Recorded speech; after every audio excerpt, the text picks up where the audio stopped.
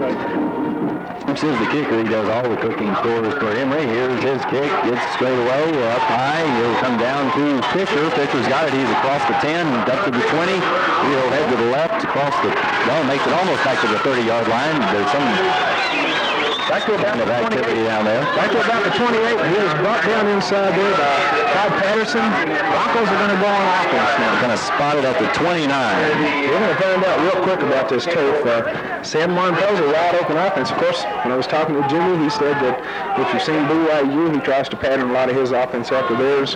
The defense. Wouldn't everybody like to after last night? Yes, after that exhibition last night. We see a long pass. Number 7 goes down. We got a penalty right here real quick against San Juan. Looks like a major penalty, too. A 15-yarder, and we don't have an indication yet. They would back that up to about the 16, 17-yard line. Holding penalty against the Broncos. It's still going to be 1st and 10, though. That kind of penalty used to put them in the hole 1st and 15, but they've changed that rule to make it a 1st and 10 situation. Now we're set to go. Here's this defense. It's a spread out three-down lineman defense. First give is to Yazzie. He's across the middle. He gets back 4 or 5 yards, but not that much. Got about 3 yards that time.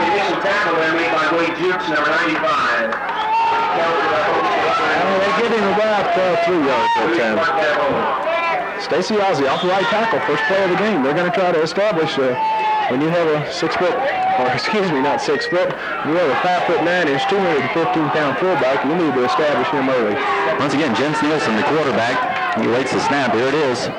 There's a little handoff to Yazzie over the right side. Not too much that time either. Maybe a couple more. They spotted at the 22. In there on the tackle, number 65. In there with him. So right now we don't have a lot of 2 plays, and we've seen feed off the right tackle twice now. In there with him, number 79. In there on that tackle that time, Darren Halliday. We have to explain Darren Halliday. There's a lot of him to explain. 6'4", 260-pound sophomore middle guard. 3rd down and 4 for San Juan. Backs in the eye behind Nielsen. Here's a pitch out. Kyle Meyer. He's up across. He won't get to 4, I don't think. I think he did. He's up past close. Kyle Meyer for about 4 yards. That's what they needed. 65. Schmidt goes out of the game for the Broncos. Kyle Meyer that time went around the left side. They ran Pete twice to the right side. They came right back with Kyle Meyer on a sweep. Kyle got a little speed, got a step out there, put his head down, got the first down for the Broncos. Nielsen operating the Broncos in his first game of the season for San Juan against the Emery Spartans. And off to the second man through. Stacked up, flag he flies. He's shoved back rudely. He got about 3 yards, but I don't know what that flag is. It was thrown from the backfield, so we're probably going to have a motion or procedure penalty, I would say, on the Broncos. Richard Jones threw that flag in the air. Oh, buddy. Yes. We'll see what the decision is here in a moment. 10:06 remaining in our first period. 5 yards, the Broncos are moving back. Illegal procedure penalty on the Broncos. Illegal procedure penalty against Broncos. Backs it up. First and 15. First penalty of the season. Clock starts. Yazzie and Meyer split behind Nielsen. Here he wants to pass. He says now he rolls. There's got to be a flag on that one. Somebody had their arms wrapped around Billy Slavens before the ball was there. Billy Slavens came out there and they kind of grabbed him real quick. Let's see, that's going to be an offensive pass or defensive pass interference. They're going to step that one off. 15 yards, another first down. 38-yard line for the Broncos, still in their own territory, but they're moving it up the field. I was going to say, they moved it up farther. Nothing impressive. A 15-yard penalty is the biggest play so far. Full house backfield. They haven't split a receiver yet. San Juan normally splits receiver. Meyer, Yazzie Meyer gets the call. Off left tackle. Gets about 5. 4 or 5 yards. They're just pounding right up that left side over there now. They ran behind the right side, which would make sense. You got to run behind Richie Monson. 6'4", 235.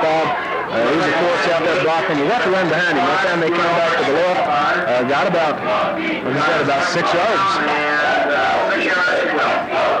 About the 43.5 yard line. You can probably hear those Emery Spartans. Coach Jones is keeping them pumped up. He's bringing some new life into this program. He said this meant a lot to him.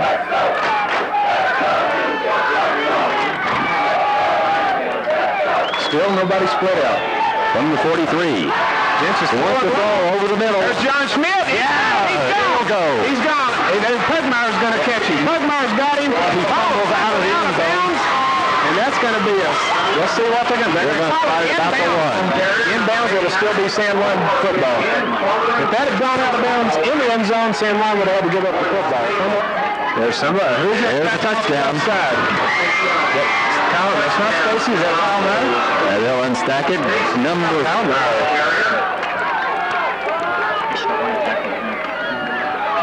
Kyle Meyer that time, right up the middle that time. Snuck in. 6-0 Broncos. 8:54 gone in our first quarter. Broncos on top now. Gonna get a chance to put their defense on the field. Stacy Ozzy's gonna be kicking. Looks like Kahia Fisher's gonna hold the ball. Eric Grover will snap it back. Extra points, 3-man team. That was a flag. We had a player on the Emery County team jumping off sides. It really doesn't matter. 3 yards. What are we gonna give him? 1.5 inches. That was Sean Roper. Huddled for a second. Sean Roper jumped off sides that time. We're still waiting the extra point here. 6-0. San Juan on top of Emery in the early moments of the game. Only about 6 minutes, or about 4 or 5 minutes elapsed. They decided to run it. Stacy off tackle. Back deep. They say one's Van Wagner. Gary Van Wagner, he's back by himself. He takes it. Takes a hold for a second. Now he's up. He's moving. He gets a few yards. There he's up around the 26. He was hit. The whole gang jumped on him down there. He said, whoa. I thought Gary Black in there that time on that tackle. Number 30. Gary Black. Gary's going to be staying in there starting on defense. We've got to get this defense lined up for San Juan. We weren't real sure how they were going to go with the injuries and so many changes. Looks like we've got on the defensive line number 65. That's Eric Laws. In the middle, we got 51 in the middle. That looks like Jason Watkins. Richie Monson, of course, the other down lineman. Robert Nance playing the middle linebacker. Gary Black playing outside linebacker. Kyle Meyer, Chris Singer. And let's see who else is in over there. Mathis and Farmer's in the backfield for Emery as the play commences. Will Fisher and John Schmidt, that rounds out the defense. Maybe gets a couple out of that one. Sean Roper starting at quarterback. We were told that they have 2 quarterbacks, Davin Steelson, junior, 6'4" junior, and Sean Roper's a senior. Sean Roper's supposed to be quite an all-around athlete. I do remember him from last year. Of course. There's some Watkins in there that time. So to set things up, Roper, the quarterback in the backfield, Mathis and Farnsworth. Quick handoff. He falls down in the backfield. Tried a misdirection that time to Pugmire, but Richie Monson got in there awful quick and just messed up everything in the backfield for him. Richie Monson messing up Mr. Pugmire's kind of a play on words. Pugmire's 108 pounds light. And 9 inches short to be messing too much with Richie. So once again, a change in what we've been told. Roper, the quarterback, number 10. He said Jimmy told me that he would alternate those quarterbacks. Mathis is number 20. He's a senior. Farnsworth, number 22, also a senior. Split behind Roper. David Lee in down the backfield in defense, rolling it. He wants to throw. Here's the ball over to Pugmire. Pugmire's helped out of bounds there by David Lee and Kyle Meyer, but now before he came, looks like first down yardage. Close, just enough, I think. See where they spot it. They're over in front of that crowd of players. All 70 strong. Well, we've got now changing the lineup. They didn't make it, did they? They're about a yard and a half short. We can look for 79 in a kicking situation. He does all of their kicking, I understand. 95. Jukes is back to punt. Wade Jukes back to punt. Wade Jukes back to punt. Back deep for San Juan. Fisher. Here comes Gary Black in. He gets it away. Fisher's got it. He's headed down the 25-yard line. Now he's got some space to run, as Danny pointed out about the 38. Cassier gave the block on that first man going down there and really got him loose from, he got that punt on about the 22, got it up to about the 38-yard line, so 16-yard return that time. 38-yard line. We're going to be first and 10. First and 10 for San Juan, 8-0 to score. 6:37 remaining in our first period. Broncos on offense again. Gary Black's in the backfield now. He's going to be playing fullback. Kahia Fisher's lined up. He's a short man. Gary Black's leaning, but they didn't call it. Hand off to Myers. Got it. One over the left side there. He went over for about 7 yards that time. Up to about the 45-yard line. Ball laying twice on the 45. 45. Second and 3. Second down, 4 yards. Second and 4. Let's give him 6 on there. Second down. Gary Black's still in that backfield. They're going to give Pete a little bit of rest. It's a very warm evening here in Castledale. Kyle Meyer. And off to Meyer again. Down to midfield. He's up close to the first down. Very close to the first down. 42 to 52. So they move the sticks, and the San Juan Broncos do get first down. The ball is spotted just about where they needed to get it, up at the 48-yard line in Bronco territory. San Juan seeming to be able to move the ball relatively easily here. Moving it on the ground. Exactly. Kyle Myers having a big night so far. Jens Nielsen in the quarterback. There's a pitch back to Fisher. Quick movement in there. Fisher's met in the hole that time. It's a juke snow. That's all for naught, I imagine. Yeah, that tackle was Seth McCourt and Phil Angley. As the team backs up. Seth McCourt. Yeah, there was a little motion. We've noticed a couple of plays now. The backs have rolled a little, and that time he rolled and got caught. It's going to cost him 5. Well, we've got a moment or two here. We need to probably get into some business here. We ought to mention right now a couple of sponsors' names that make all this broadcasting possible. We'd like to, of course, mention the game is sponsored by First Security Bank, Safeway Tire and Auto, Party Red Food Town, Blue Mountain Music, Neighborhood Realty, and the Blanding Home Center, and a host of others who we'll get to in just a moment. But we'll get the clock going again. First and 15. We're going to have to see him open up a little bit now. First and 15, just inside the 45-yard line. Two backs in the backfield behind Nielsen. He wants to pass. He drops straight back about 10 yards. A little screen over to Fisher. He's going to get a few yards out of that, up to the 41, 42 of the Emery Spartans. That's close to the first down. Very close to the first down.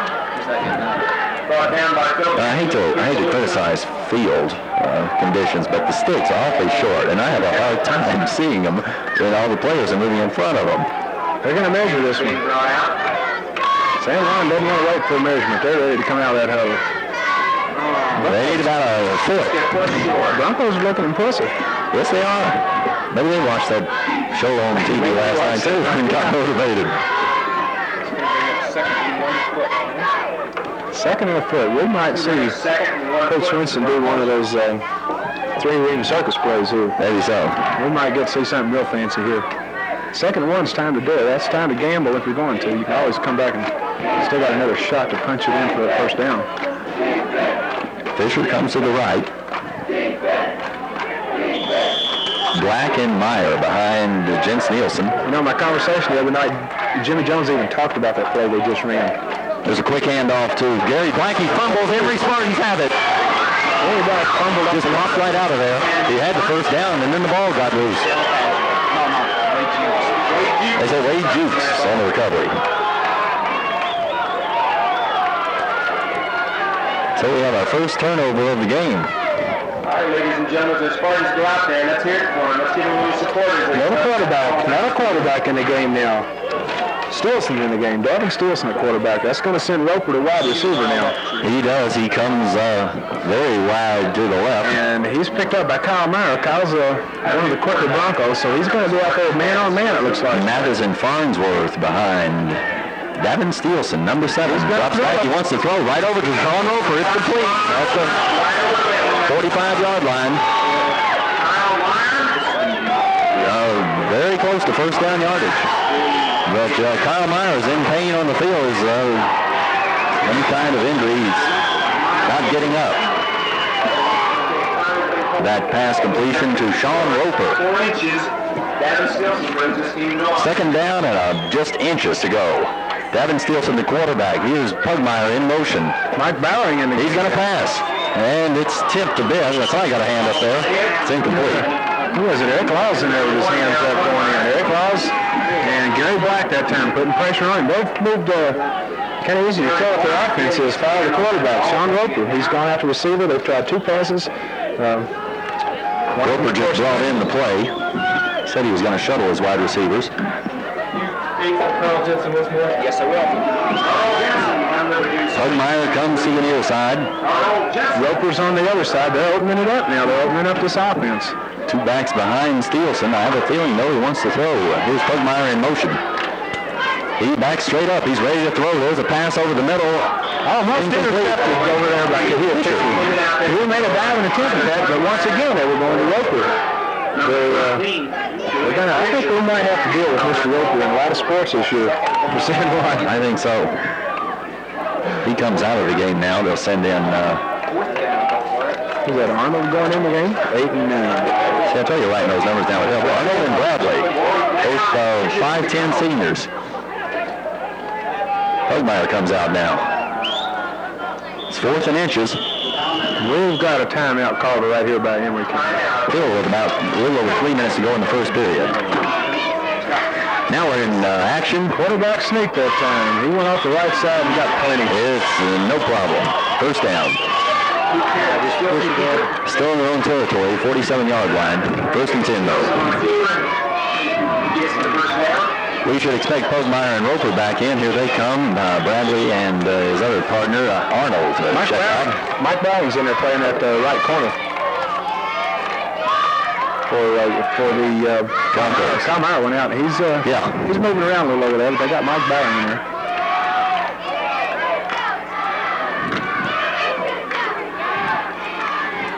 Once again, the quarterback, Davin Stilson. Now there's a whistle. And the flag, of course, so we probably have a delay call, as Danny pointed out. 5 yards. First and 15.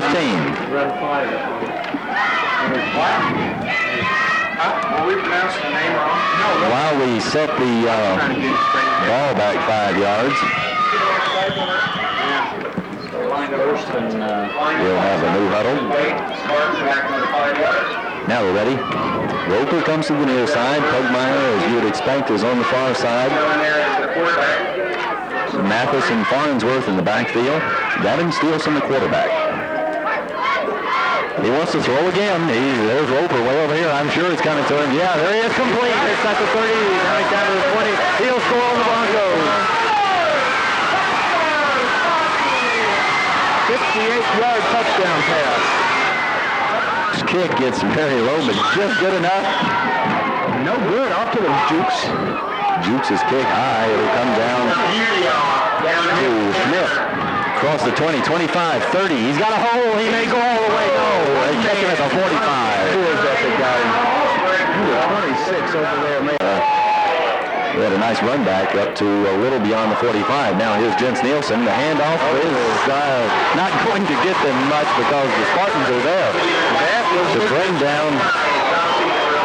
That's Mr. Darren Halliday. And he got over to beat Kahir Fisher, and he was going nowhere. Fisher went nowhere. So a big loss. Second down and about 12 or 13. You have a tendency to have things like that happen during a long extended timeout. for a brief moment there, these guys have a tendency to lose their concentration. David Lee and Fisher come to the near side. Fisher just a step off the line. Two backs behind Jens Nielsen. Here he barks out the signals. There's a snap. He wants to throw. He backs up. There's a toss out to Yazzie, but it's intercepted. Intercepted in there that time. He had David Lee wide open. There's also a flag down, we might mention. Bowes and intercepted that time by Seth McCourt. Looks like a flag. Flag is on the far side. Down on the field, it's going to be, it looks like against San Juan, preliminary indications, and they're going to refuse that.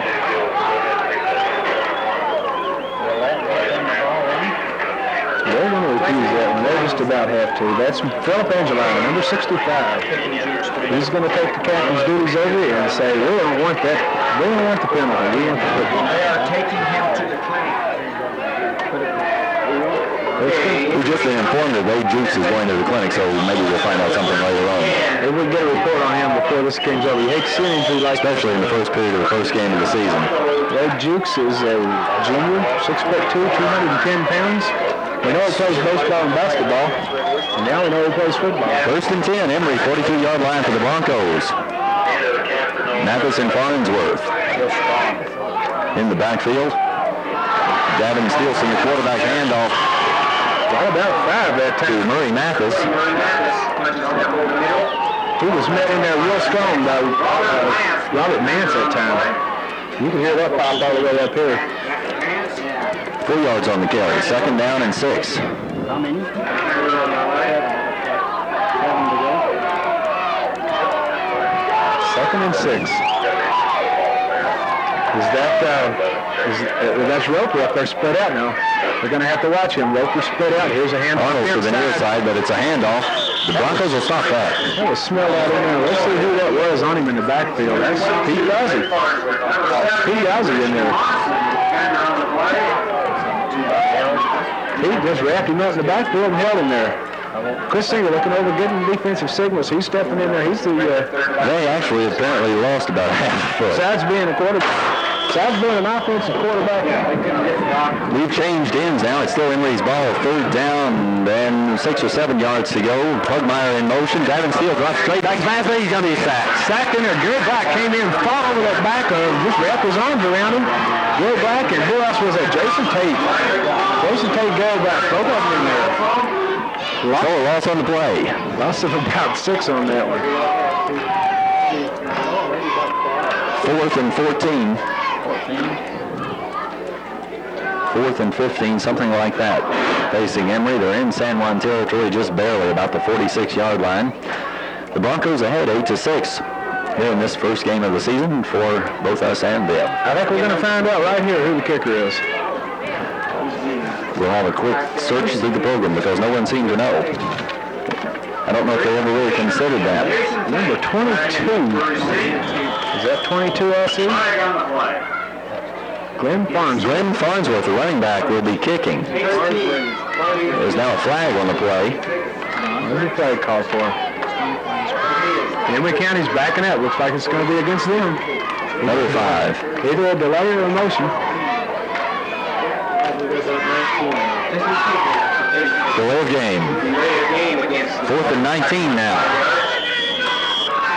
Clock will start again. Once again, we've discovered the new kicker is going to be Glenn Farnsworth, senior running back, pressed into duty. The loss of Wade Jukes. The problem there was simply they only had 10 men on the field.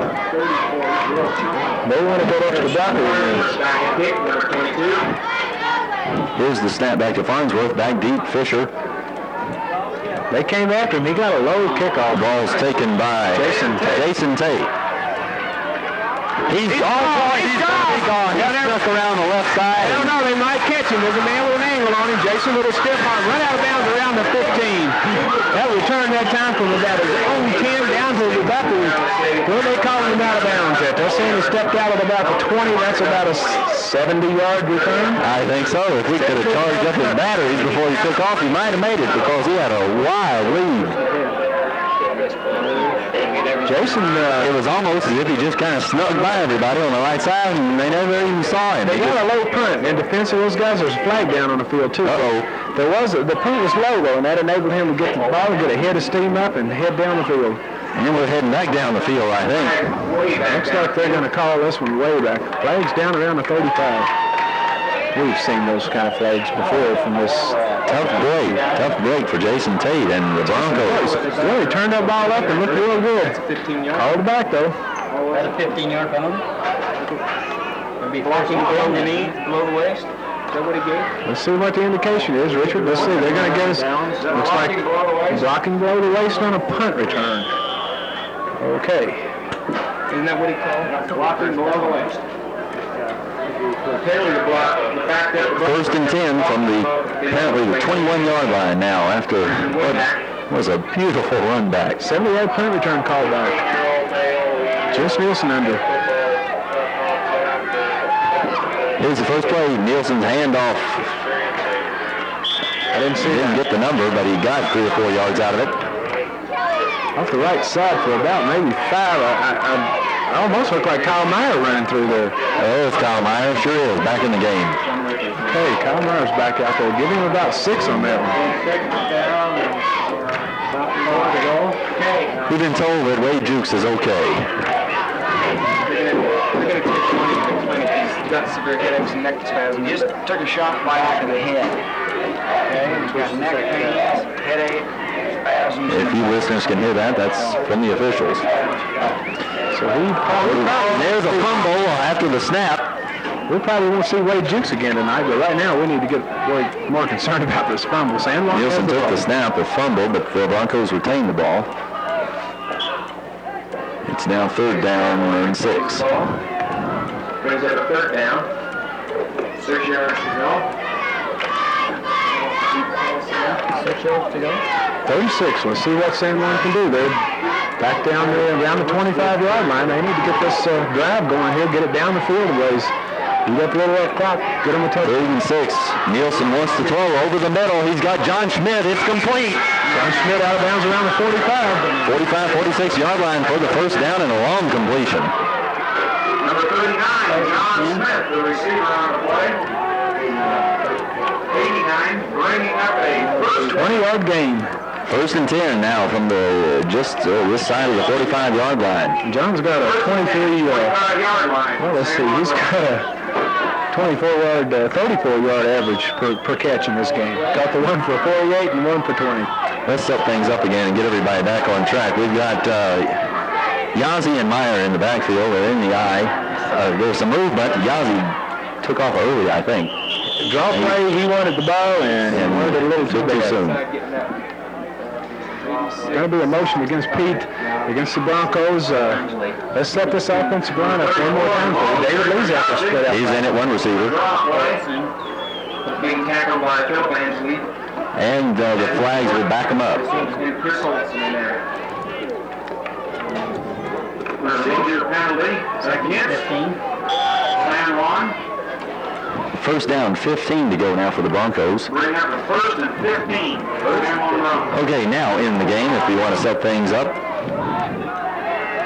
Meyer and Yazzie in the backfield. Nielsen, the quarterback. I saw Billy Slavens in there. I also saw John Schmidt. Kahia Fisher.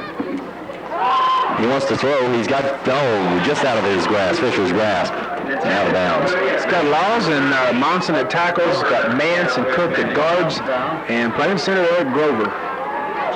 Broncos have a large front line. They have some big boys up there. Monson around 235, Mance around 200.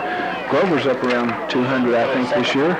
8:15 left to go here in the first half. 8-6 to score. The San Juan Broncos on top. They scored early and made the 2-point conversion.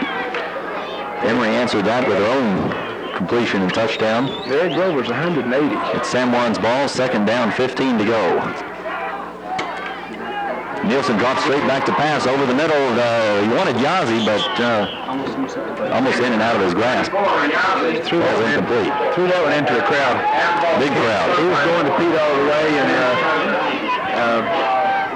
he wasn't the man. He wasn't open.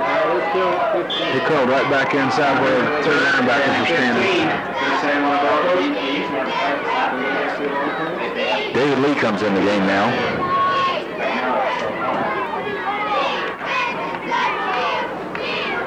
He comes to the near side. He's working on Pugmire. He's got about 6 or 8 inches height on him. They could get it down there and throw it. Jeff Nielsen drops straight back. He wants to throw. There's Fisher on the screen. He's brought down after a couple. He won't even get back to the original line of scrimmage of 45. They're still going to be fourth and about 11. Darrell Huntsman brought him down that time. They're coming in behind that screen, that little reverse, picking it up from the inside and shoving it down. That's the same play the San Juan really lives and dies with a whole lot. The counter play, the counter screen. Fourth and about 10. Farnsworth's going to drop. Who's going to go back to the kick?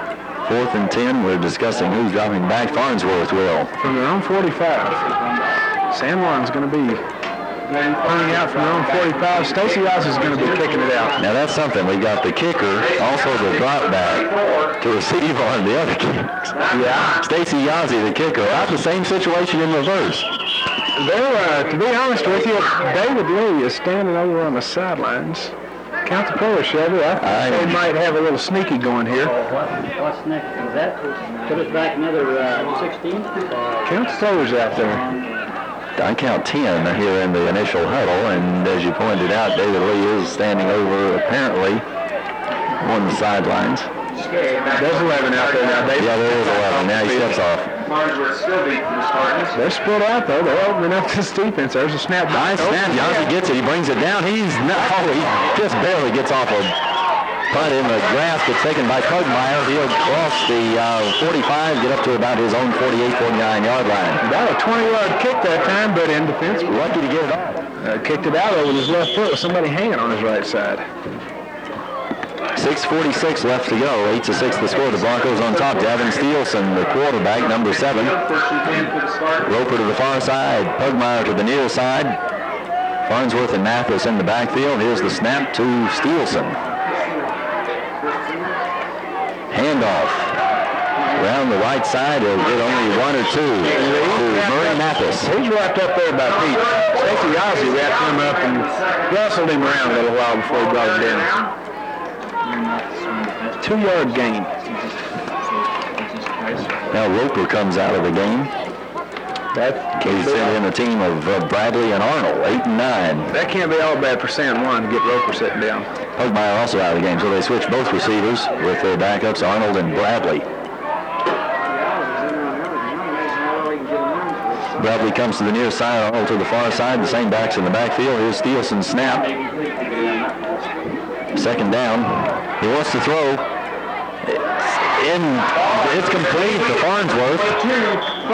Over the middle. There is a flag down. Robert Mance got him where the flag was thrown down. It looks to me like holding in there. Looks like some holding where that went down. Right in the middle of the offensive line of Emery County. We don't know who it would be on, but he threw it right in the middle of the pile of them. So I think we're going to have a... Emery's backing up. You know, it's kind of interesting, but up to the point of the injury that delayed the game for a few minutes, both teams seem to have some kind of game established, and now both teams seem to be kind of faltering. Seems like the long extended timeout they took all the one out of sync. Exactly. They're just not meshing like they were earlier, and of course Emery is not either. So right now both teams are still kind of trying to recover from having an extra long timeout in there. This seems like a rather long ball game to me tonight.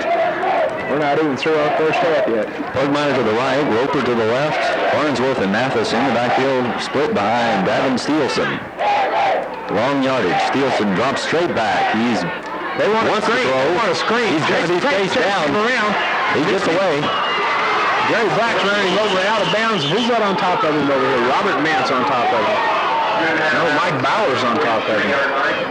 Jason Tate chased him out of the pocket, made him scramble to the right. He still gained about 3 yards, but it brings up 3rd down and 14 or 15 to go now.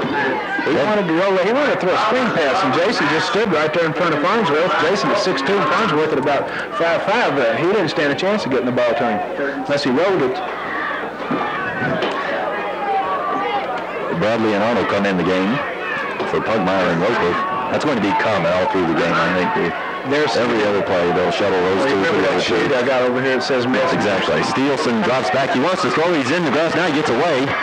Here we go. There's a pass over the middle. It bounces right in front of the intended receiver. Kind of low. He had his receiver spread out and Bradley. So deep, and they started coming back. Not in time, though. No, they started peeling back, but he was getting a lot of heat back there. Fourth down, and boy, a good stroll. Long way down there. At least 16 yards. Farnsworth will drop back to punt. Jason Tate and Fisher at about their own 20, 25-yard line to receive. Here's the punt. Jason Tate takes it. He's across the 25 up to the 30. He'll be brought down on 35-yard line, 34, 35-yard line by several Emery Spartans. 20-yard return, though. Took that ball on the 15. While we change sides, we want to mention you're listening, of course, to Bronco football here on KUPA. Our first game of the season, the Broncos on top 8-6 with 4:38 left to go. We'd like to also thank some sponsors for making all this possible. They include A&M Propane, the San Juan Mortuary, Don's Welding Shop, Quality Drilling, and the Utah Navajo Development Council. Broncos take the ball and are set to go on offense. 1st and 10 from about their own 30-something yard line. The handoff to Fisher. He gets loose. He gets through one hole. There's a second tackler that brings him down at the 42 of the Emery Spartans. So a good gainer for Kahia Fisher while we speak. 23 yard. That was a little counter play that time. Flanked it out the left and came back with a counter real quickly. Jens Nielsen, Stacy Yazzie, Kyle Meyer, and Kahia Fisher in the backfield. 1st and 10 for San Juan, now in Emery territory. We're still in the first half, 8-6 the score. 3:41, the clock is rolling. Backs in the eye, Nielsen gives to the first one through for a couple. Stacy Yazzie that time. Looks like he got 3 what you call hard yards that time. Number 34, Stacy Yazzie, the ball carrier. 2nd down and 7. I think they're starting to get things back in sync just a bit. They've gone back to putting the ball on the ground. They've gone back to quick handoffs, straight up blocking, quick handoffs, easy handoffs for the quarterback, and that's the way they're going to have to do it. They're going to have to get back to basics and get it all in, get everything in momentum. Myron Yazzie, Nielsen wants to pass, though he drops back. Here's the throw to Fisher. It's tipped out of bounds by a defender, by Bradley for the Emery Spartans, right in front of Kahia Fisher at his own 20-yard line. That was some of that speed that Jimmy Jones was telling me about. Fisher had about a step and a half on him, maybe more, and Bradley made up right up. He made that up while the ball was in the air.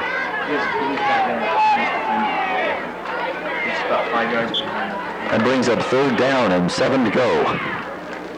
David Lee in the game now at one wide receiver's position. Billy Slavin's in the game. Meyer and Yazzie in the backfield, split behind Nielsen. Here's Fisher in motion near to the near side. He wants to throw right over to Fisher. It's a lateral, actually. Fisher will throw. He's got David Lee and wobbly pass behind him. David Lee was open that time, but that was the little flea flicker that time. A long lateral out to Fisher.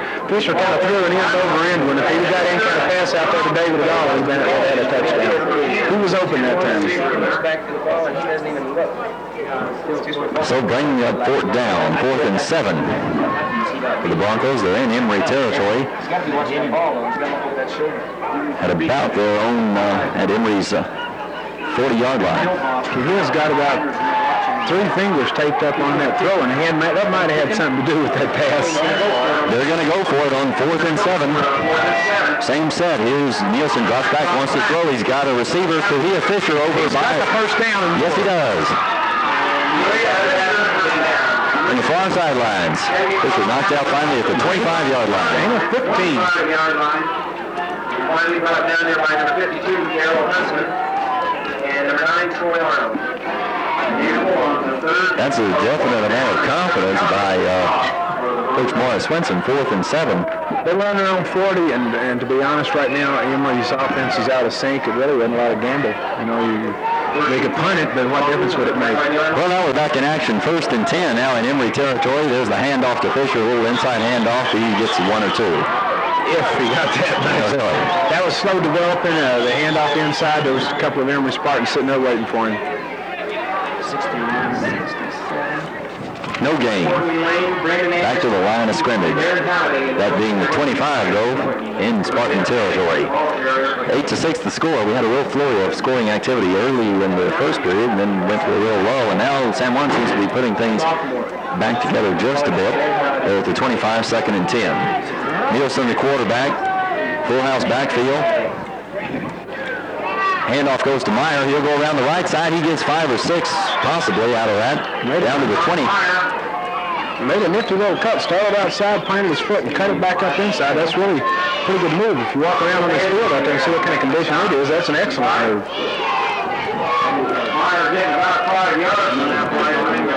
Third down and 5 from the 20-yard line. In Spartan territory, the Broncos. Kyle Meyer unofficially with 32 yards so far rushing this first half. Only a minute 34 left to go in the game. 8-6 the score. The Broncos on top. They are driving at the 20-yard line. 3rd and 5. Hand off to Pete. The ball's loose. It looks like Emery County's recovered it. I don't believe so. Did Stacy get back on that? It's hard to say. Let's let him unpile. He wrapped that big left arm around it. He doesn't have the ball when he comes out, so. But they say they retain possession. Give him a 2-yard gain on that fumble. 4th and 4. And the Broncos want to call timeout. So while we've got this timeout, let's do a little business here in Castledale, Utah. I'll let somebody go out and try and kick a field goal for dinner. Right now, though, we're back in action. David Lee is wide to the left. Nielsen throws out to Fisher. Ball hit it out of his hands, out of bounds. No, incomplete. Threw that ball right in the sunshine. Look at that, right in the sunshine. The shadow's pointing right in that direction. Kia Fisher bobbles it, and the ball will turn over. I think if I was Coach Swenson right here, I'd have to put one man right on top of Sean Roper, playing wide receiver, and one about 15 yards down the field to stop him when he beats the first one. 56 seconds left to go. Emery takes over on downs. This quarterback, Davin Steelson, has thrown the ball pretty well. He's a big kid. He's a junior, 6'4", 180 pounds. And now they want to call timeout. Put a 6'4" timeout on the official. And without missing a beat now, as it indicates something. So he's still sore though, still having some pain. He's still over at the clinic here in Castledale, so I think we're going to see him the rest of the day. Pugmire and Roper split wide right and left at the receivers' positions. Farnsworth and Mathis in the backfield. Davin Steelson drops straight back to throw. He'll step up in the pocket. Here's a long throw downfield to Pugmire. Sorry about hitting you in the face, but in and out of his hands. Right off the number. He blew right back to Fisher down. Sure did. San Juan had pulled in back 20 yards off the ball, and Pugmire still managed to get 2 steps behind him. It's not a good sign when you're playing an umbrella like this. Bring up 2nd down and 10. That play took 9 seconds. 47 seconds left to go. We got Arnold coming out this side. Yeah, right. Broncos do have a secondary that drops back about 15 or 20 yards. Here's Steelson. He drops straight back to pass again. And the ball is knocked out of his hands. And let's see, did he recover it? Let's see, the ball was Jason. Wait on the signal. Knocked the ball out of his hands, but he got back down on it. 38. 38, it should be...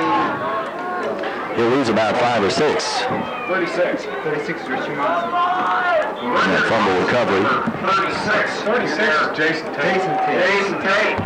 Number 36. As you might gather, back in the landing, we're all one big happy family up here in the press box. Quite the crew up here. It's kind of good that way, though. Last time we were in here by ourselves. That's right, doing baseball. Pugmire wide right, Roper wide left. There's a flag. There's a draw play inside. Flag on the play. Looks like maybe motion. We're 2 seconds away from the gun, so everybody get prepared back in play.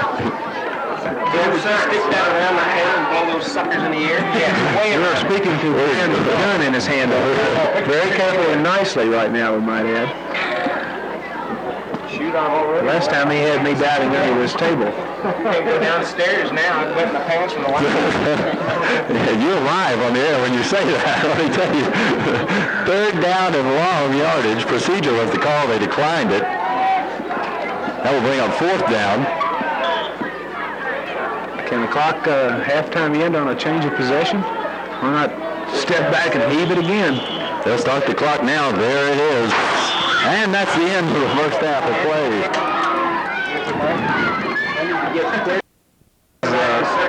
He's had quite a bit of pain with it. His eyes are both responding together. His blood pressure's fine. They're going to keep him over there at the clinic and let him come to a little bit more before they bring him in. Yazzy's kick, hard drive, drives back Van Wagner to about the 5-yard line. He'll bring it up. He crosses the 20. It's where he's tackled by the Broncos about the 24-yard line. John Schmidt came in from behind that time, ran all around. Everyone came in from behind. He cornered him from behind. Gary Brock in the front, and also Billy Slavens, but all three of them combined on that tackle. So it's going to be 1st and 10 Emery County Spartans from their own 25, 24 and a half. And we've got an official's timeout. We've got a young man from Emery County. Oh, an injury. Limping off the field, number 66, Trent Hess. Junior linebacker. He's coming off rather slowly. Coach Jones is out there to get him a hand. Helping him off. He'll go off the field. Bradley will help him off too. You know, it was almost like we had two different halves in that first half. Up until the big injury where we have a long delay, those teams were getting their offense cooking a little bit. San Juan really moved the ball well. After that, though, we've had not quite as organized. Hey, Steelson, the quarterback, on 1st and 10. He wants to throw. He's got Pugmire. It's come in and out. In and out. A hard hit by Kyle Meyer. Knocked it out. That ball was right on the money, but also on the money, Kyle Meyer. And he put a hit on Pugmire. Knocked the ball out of his hands. That's one thing about the Emery County Spartans. They have several good receivers. Roper was here to the near side. Roper's the only one with any size at 170. The other wide receivers, Arnold's 154, Pugmire 127, Bradley 148, so they don't have that much size for receivers. Bradley and Arnold in for Roper and Pugmire. Here's the snap. Steelson will drop straight back to throw again. He wants to set up a little screen. It's intercepted by Stacy Yazzie. Two good moves, cuts through the green. He's going to get TD. Flag is down. We got a flag down back here. Let's check out the flag. Feet on an interception took in. We'll see what the penalty is. The Broncos seem to think the penalty is going to help them out. The 6 moments of the second half. It's the San Juan Broncos 14, the Emery Spartans 6. Yazzie now will try and cap his own touchdown with a kick. If Fisher has it down, it's a bad kick, kind of low. It won't go. He's out. David Lee is out. All of them to go down under this kickoff. Once again, back deep, Farnsworth and number 26, Richard Riggle, awaiting Stacy Yazzie's second kick here in the first minute of play of the second half. The teams are ready. 14-6 the score. Everybody set. There's the whistle. Here's the approach and the kick. A good hard kick once again. It will go back to Farnsworth. He's got it. He's across the 10, up to the 15, the 20. He comes to the near side, 25, up to the 30, 32-yard line. A couple of missed tackles in there allowed him to get all the way up to the 32. The tackle was for the Emery Spartans. Roper here to the near side. Pugmire on the far side. Backs in the backfield. Mathis and Farnsworth. Gavin Steelson, the quarterback. He wants to hand this one off. It's to Mathis. For about 7. They need to keep him contained inside there. Same backfield. One receiver split to the far side. Quick handoff once again to Mathis. He's up for a couple more, maybe one or two. Lauren Cook that time, and Jason Pate and Robert Nance, all four of them in there. So he's giving him about another yard. Now the team of Roper and Pugmire check back into the game. Bradley and Arnold are out. They'll give the play to Davin Steelson. The team breaks the huddle. And we're set to play with 3rd and 2 from the 40. Quick handoff to Mathis again. He'll get first down yardage. Barely. Just barely. He's barely on it, but he is on it. Gary Black with the stop that time. First and 10 now from their own 43-yard line. Gary Black and Robert Nance again. Robert Nance is a down lineman, but Coach Swenson's playing him in a middle linebacker position, and he's responding quite well. 9:31 left to go in the third period. 14-6. The Broncos on top. First and 10 though for Emery from their own 43. Behind Steelson. He's in trouble. Oh yeah, boy, is he. He got caught from behind by Jason Watkins. Jason shot the gap, got inside there, and more than 40 could get going. About 15 to go now. Looks like about a 6-yard loss on that play, Shelby. Not a 5-yard. Second down, 15. 15 for the Spartans.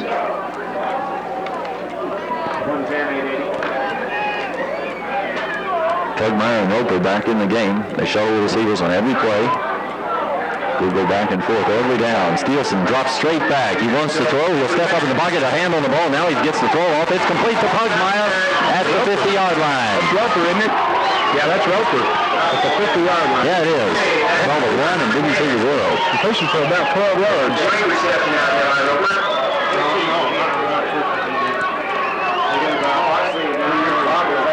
It's still going to be third down, though. They need to get into San Juan territory for a first down, but they got a lot of it back there.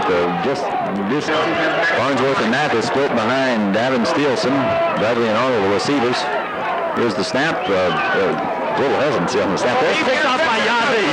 Down the left sideline, knocked down at about the 37, 38-yard line. Heat with another interception on the field. Full house backfield to give to Meyer. Meyer heads to the right. He gets one hole. He gets up to about the 32. Went off the right side, broke outside, then stepped back in. Went inside the cornerback and ended up to the game about, 7 yards, 6 yards? They say about 5. We'll see at the post. Yeah, we've got the second and 5. I'm sure the Coach Swenson will take 5 yards on first down anytime he can get it. Second down and 5. The receivers David Lee, Raheel Fisher, Billy Slavin's playing time. Billy Slavins. Pitch back to Kyle Meyer. There's a flag. He heads around the right side again. He's stacked up. He's going to be short. Near the first down. Short of first down yardage, but that Second 10, a loss of 5 yards. Clock is running, 6:53 to go here in the third period. San Juan on top, 14-6. The penalty makes it second and 10.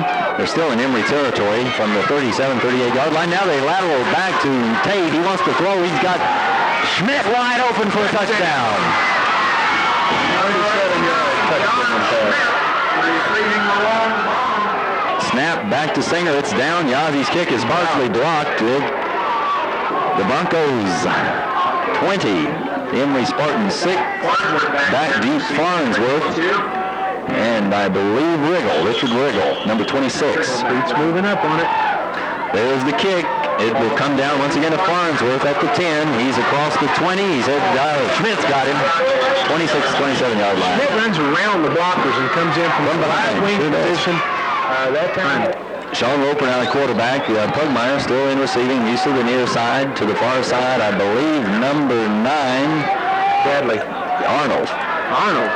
The pass is blocked. He almost had it, but it's also pushed off. Stacy was waiting for it. Brian Schmidt came through. Right, he said, hey, it's my turn. He came through so quick, he just picked that one right off. When things start going bad, they just seem to steamroll. You know, we're up here above everyone up on the sidelines, but you can see Stacy's eyes getting big. But John came in so quick that he just took it away from him. So in that brief moment of time, we never even got a chance to really tell you anything about the offense. It didn't get anywhere. Now the Broncos are back on offense at the 22-yard line of the Emery Spartans on that interception by John Schmidt. Jens Nielsen. He's going to keep it. He heads around the right side. He gets 3 or 4. Well, he's got a little more left. I think he's down inside close to the 15. Little option play that time. Jens chose to tuck it under his arm and put his head down, and he ended up getting about 4 on that play. They spotted about the 18-yard line. That would be 4 yards. Second down and 6. I think a touchdown here would just about put Emery in a position of no return. 20-6, 5:23 remaining in the third period. Nielsen still the quarterback, of course. He's got a couple of guys in the backfield on the reversal. David Lee's got it across the 20. He'll be knocked out of bounds about the line of scrimmage at the 18. Here we go with some more of Coach Swenson's around his pants.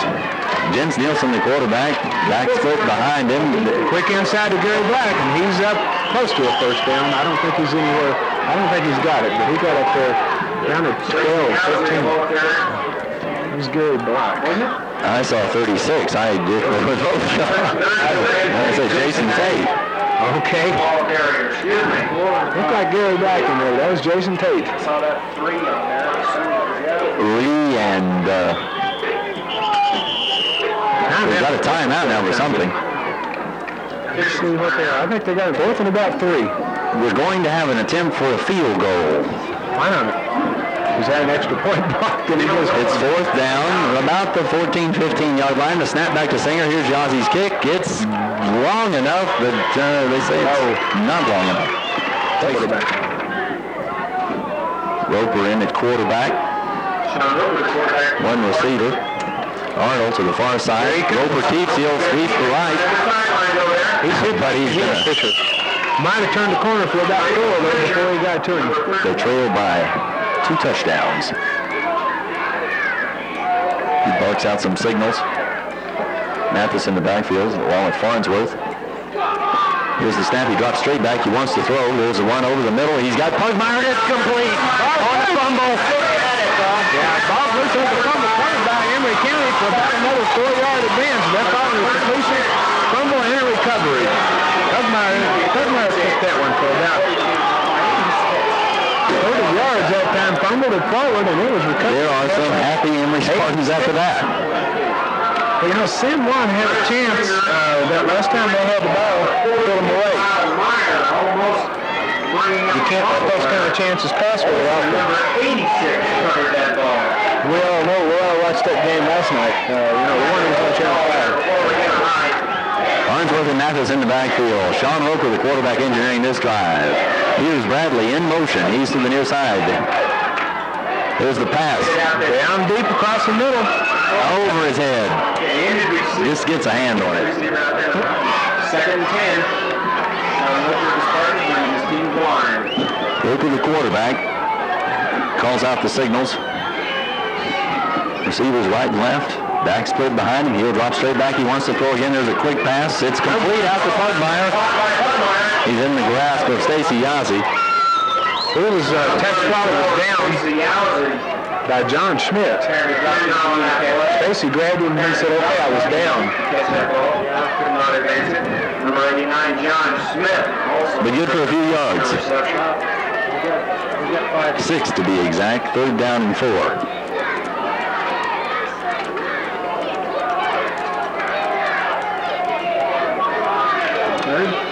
At the 35-yard line of the Broncos, 3rd and 4. Bradley and Arnold split out. Snap to Roper. Hand off to Mathis. He got about 6 off the left tackle. They'll measure. He's got the first down. Mathis fought for that one. He got hit and struggled and fell forward. In Bronco territory. 2:09 left to go. As they say in Bronco territory, the Emery Spartans got a first down on that play just by inches. Territory.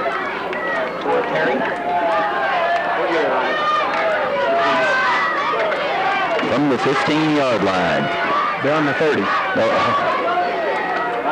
Miscounted. I'm looking at the... I see what I'm doing. Okay. Well, anyway, we're in play now. Roper's got the snap. The long pass. He wants overthrown number 9, Arnold. Over his head.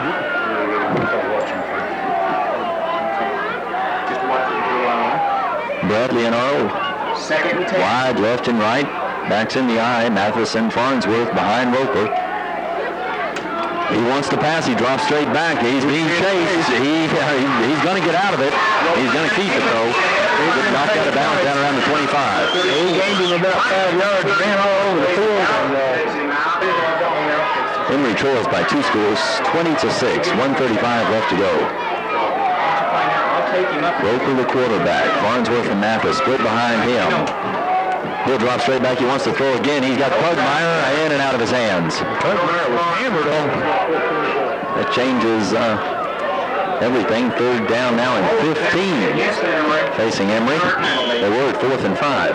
3rd and 15.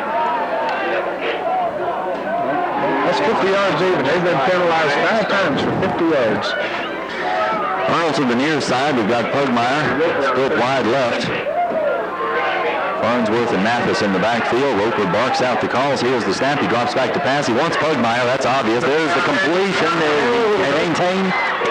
Incomplete. I don't think that. Getting open. He's getting the ball. They're getting the ball to him, but Kyle Myers closing so fast on him with good pressure and a good solid hit. He's knocked a couple of them away from him.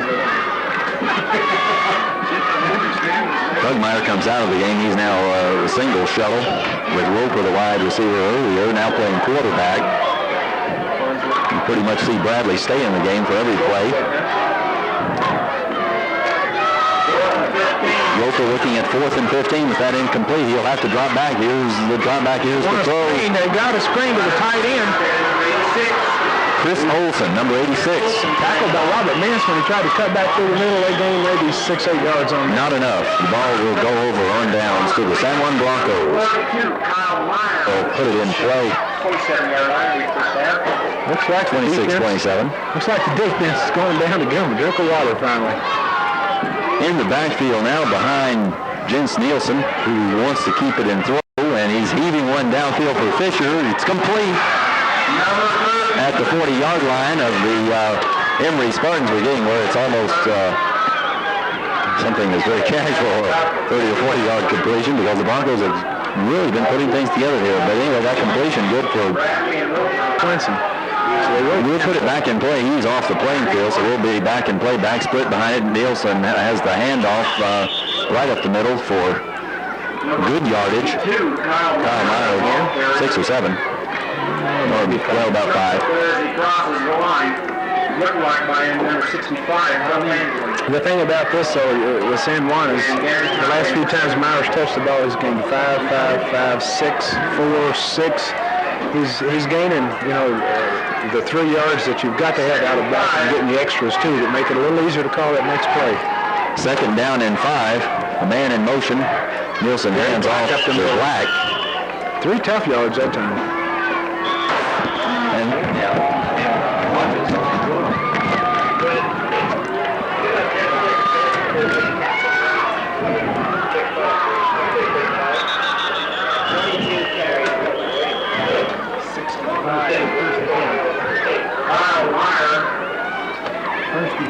we're back in Castleville with the opening seconds of the 4th period. While you were listening to that commercial message, Kyle Meyer got a first down, carried the ball for 3 or 4 yards. Took a quick handoff, went 4 yards off the left tackle.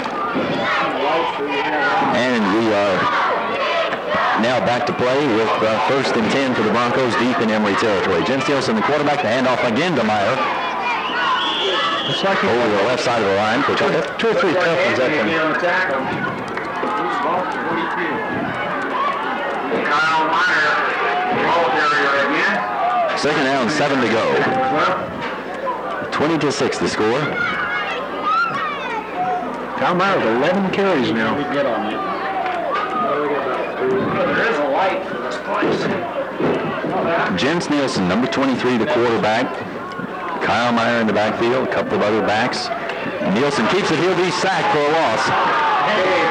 And there's a fumble. I can't believe they didn't blow the whistle when the quarterback was down. It looked like San Juan picked that one up, but they let it go a long time before they blew a whistle. Well, I was on the play of about 10 yards. San Juan loses they gained 3. more than 5 and less than 10. How's that? They gained, they lost about 8 yards. They now mark it about the 31-yard line. The marker says 3rd and 15. We'll see. Back a couple of men deep. Big crowd in there. Jens is going to get caught again for another loss. Back there, the flag down. Let's see what the flag is. It's got to be a hold or a face mask. One of the 2 right there. In there. Halliday number 79 and 7 Stilson. Halliday in there. Devin Halliday. They're talking to San Juan. I think we may find the Broncos getting back some of those yards. Devin Halliday, 6'4", 260 pounds, and he's 15 years old. How would you like to feed him? I already go through a fortune feeding my 2 pets. I don't know if I could take on that kind of liability. Let's see. They're going to mark off a long one here. Yeah, they get back to 15 yards, I think. I think there might have been a face masking in there. It's hard to say. In a pile-up like that, it's got to be a hold or a face mask. Yeah, they're calling a face mask. There appears to be a face mask penalty against the That would really kind of hope, because it puts San Juan back 3rd and 4 now instead of 3rd and about 5 yards to go.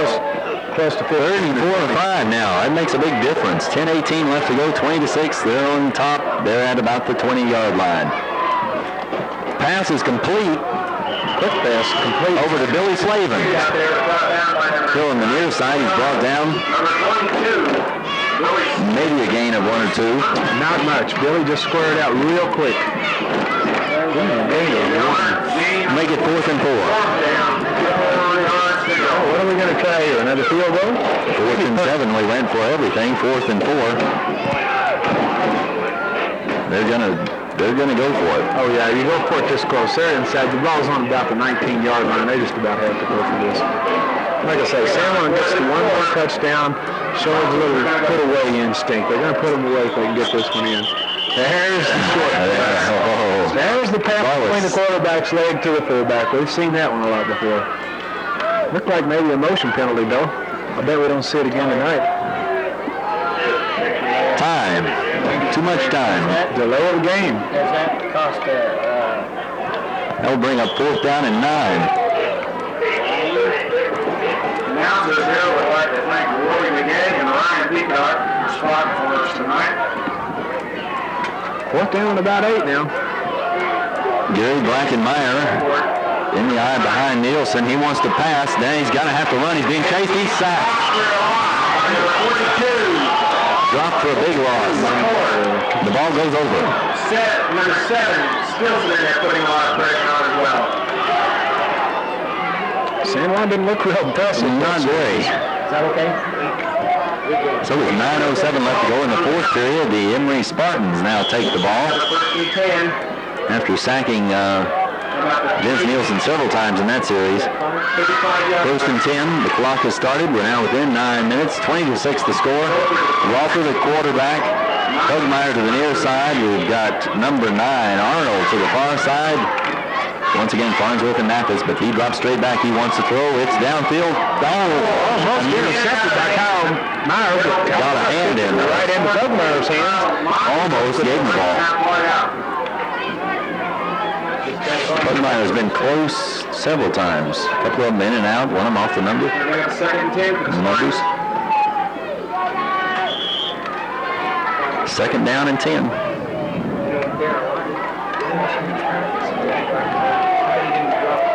8:43. Roper came into the game in the 3rd period. He's still at quarterback. 2nd and 10. Here's Bradley in motion. Roper drops straight back. There's the throw. Pressure put on him. Pressure that time put on him by Jason Tate. Ball's incomplete. Got the pass away a little short. Somebody 180 pounds in your face, you're gonna get rid of it. Del Stilson. Number 36, Jason Tate, putting a lot of pressure on the quarterback. So with that incompletion, brings up 3rd down and 10. Taking them out at 3rd and 10 situation for the Spartans on their own 35-yard line. Hugmeyer comes to the near side. Arnold to the far side. Roper barking out the call. Here's the snap. He drops back, couple of steps. Here's the throw. It's over. It's complete to number 86, Chris Olson. Will be driven out of bounds. 47-yard line. That's 1st down. Make it? 1st and 10, you're right. Number 3 also in on that tackle. Chris Singer up with the stop, but we're getting him time to throw. We've got to get a little more pressure on him. 1st and 10. They proved it. Every time they get pressure on him, he gets really a bad pass away. 1st and 10 for Emery, still in their own territory, but driving now. They're at the 46-yard line. Bronco jumps off. Bronco jumped, but if he didn't make contact with that offensive man move, that's going to be an offensive penalty. If he made contact, it's going to be offsides, and he must have made contact. 5 yards. 2nd down and 5. Pugmeyer's down here taking snaps there. Not Pugmeyer, but Jukes from the center. One of them's going to come in and punt with shorts on. That's still 1st. Does that count? 1st and 5. Yeah, it will remain 1st and 5. That's right. 1st and 5, yeah. We have a rules discussion here in the press box. 1st down and 5. Roper once again drops straight back. Here's the throw. Tate on him, Eric Lott. Almost picked off by John Schmidt. John Schmidt had nothing but grass and stripes in front. Boy, did he. He was gone on that one. Jason Tate, once again, Jason Tate and Eric Lott both in there that time putting pressure on him. Now it's 2nd down and 5.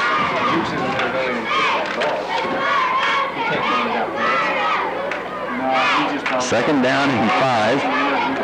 Jukes is warming up on the sidelines just to have some fun, I imagine. I think so. 7:56 left in the fourth period. 20-6 the score. The Broncos on top by a couple. Roper's handoff. Oh, there's a fumble. Roper got it back. Ball looks like it's covered in there by number 10, Roper. Roper tried a handoff, and he and the back got pretty far apart that time. Just stuck the ball out there in the air, and the back didn't take it. Third down about 7 or 8. Let's say 3rd and 7. Dale Stilson in the game. But Stilson also, he's not in the game, but he's on the team. The Stilson family's well represented. Devin, Dale, Darren. Sean Roper now in at quarterback, as he has been since the middle of the third period. Got 1 or 2 plays in the first half. This is his first real experience. Here's Juan. Almost picked off. He was right through Olsen's hands that time, a little bit behind him. Looked like it might have been what you call catchable, but went through his hands and through Chris Singer's hands. So it's going to be an incomplete pass. 4th down and 7. He said something about a lot of passing at the outset of this game. Jimmy Jones told me that he really thought he was going to mix it up quite a bit. He, in fact, as you mentioned at the outset, said something about BYU-type offense. So for the fans out there who like to see a lot of aerial They've thrown 22 tonight. Roper will go for it, 4th and 7. Back split behind him. Receivers right and left. He'll drop straight back. There's a throw. Oh, just over number 9, Arnold. Out of reach. But Kyle Meyer right there once again on defense. And John Schmidt, too. Those guys were everywhere in the backfield. Kyle Meyer really exhibited a lot of quickness back there in the defensive backfield. They moved real well. Kyle Myers ran with the ball. John Schmidt's caught the passes. They looked real good. Some ones looked pretty strong. The ball goes over, 1st and 10. Now the Broncos are on offense. Kyle Meyer just stays on the field. He's in the backfield now. Gary Black, number 30, is in there. Jens Nielsen, the quarterback.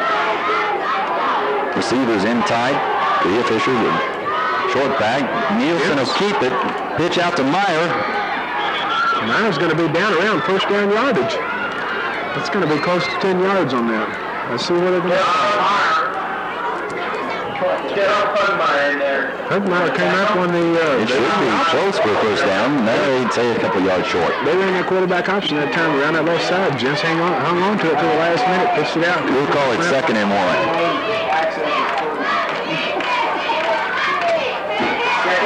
2nd and 1 for Nielsen. Backs in the eye behind him to give to Gary Black. He'll get the one he needs, I imagine, very easily, right up the middle. Short yardage, but that's all I need for the first down. 1st down.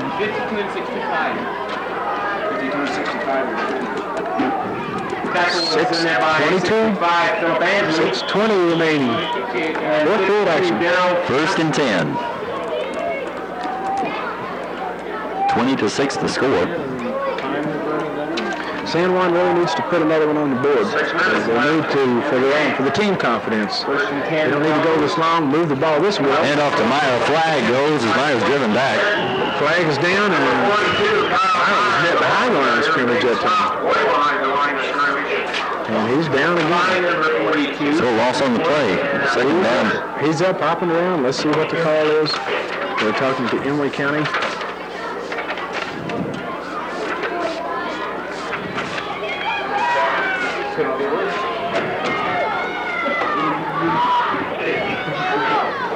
.6:03 left here in the 4th period.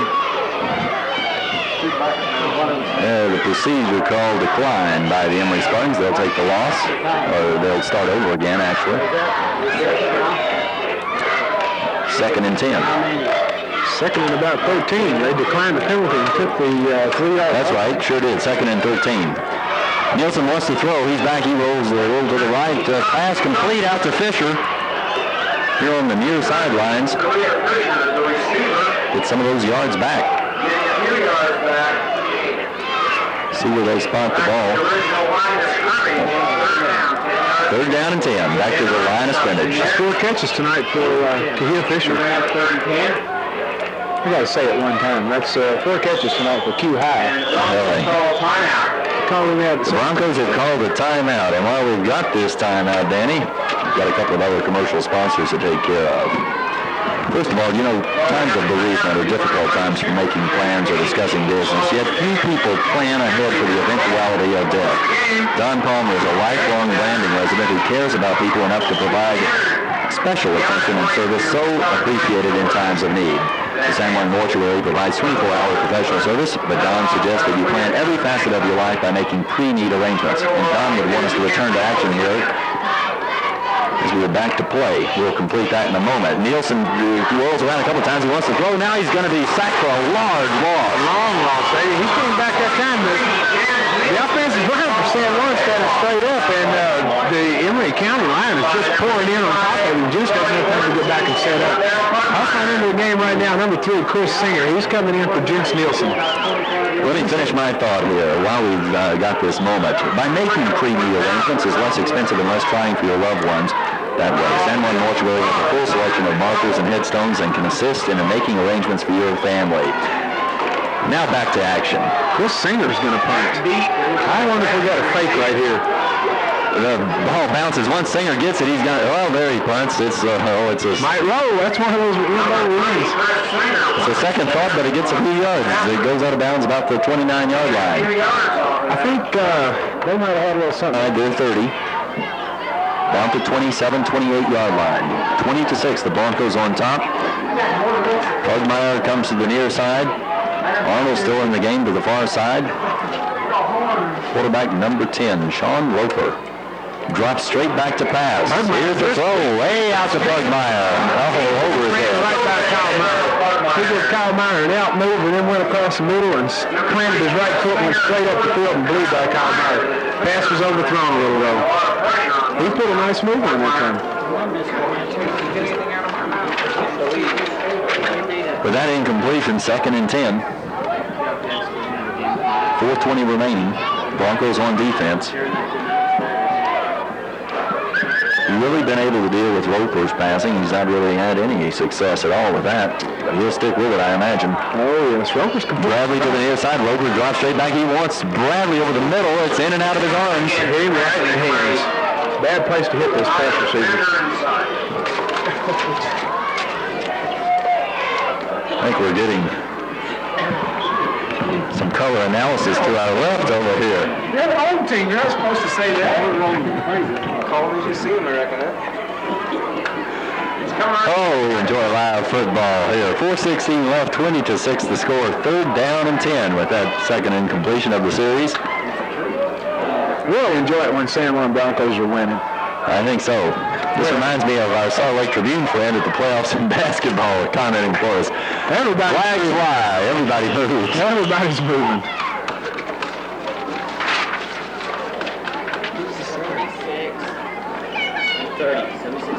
Apparently against the Emery Spartans. Jumped. Hard to say. It's hard to say who moved. If an offensive line, the offensive lineman flinches, he's the one that's going to get the call against him.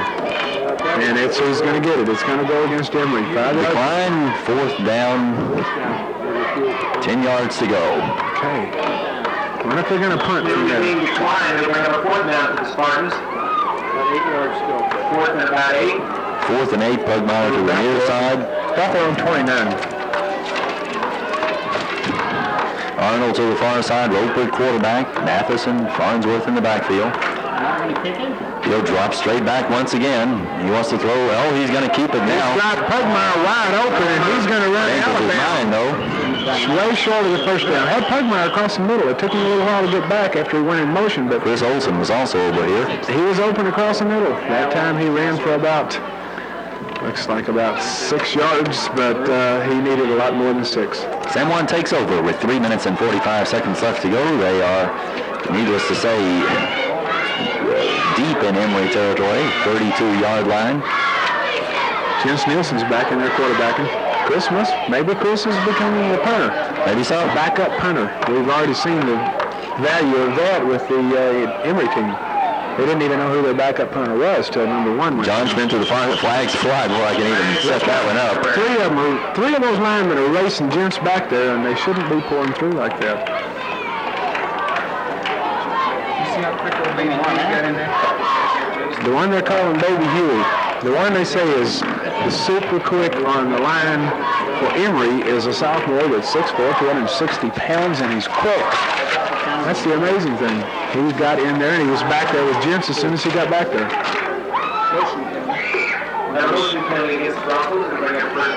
First down and 15. Went flag against San Juan.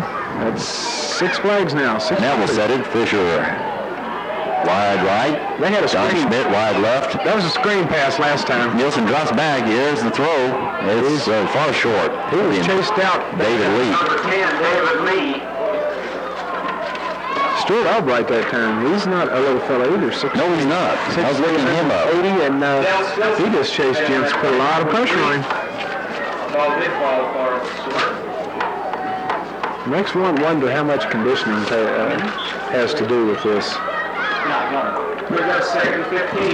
Second down and 15. 3:37, 20-6 the score. The flag's flying before we can get it started again. Gives me a chance to look up a number or two. Aaron Jones now in the game. Number 20 in the backfield. Along with Gary Black, number 30. Kahir Fisher still in at short back. Jens Nielsen at quarterback. Billy Slayton's playing one end. San Juan gets back to 5, by the way. John Schmidt's playing the other end. Second down and 10. Back to the original line of scrimmage. 2 penalties, 1 back, 1 forward. Now the pitch back to Aaron Jones. Aaron Jones cuts in not much of a game. He did pick up about 3 or 4. Picked up about 3 or 4. Third down and 7. 7 yards to go. 7 quarter down on the tackle. Darryl Huntsman as well. Well, Huntsman, Seth McCord on that tackle. We got 3rd down and about 7 yards. So at 3rd and 7. Black and Jones in the backfield. Slavin's in the game receiving. There's a flag. Jones, he makes a nifty move, gets outside, turns the corner, makes a leap, and he's going up to Several flags have flown with different infractions. It looks like it's raining.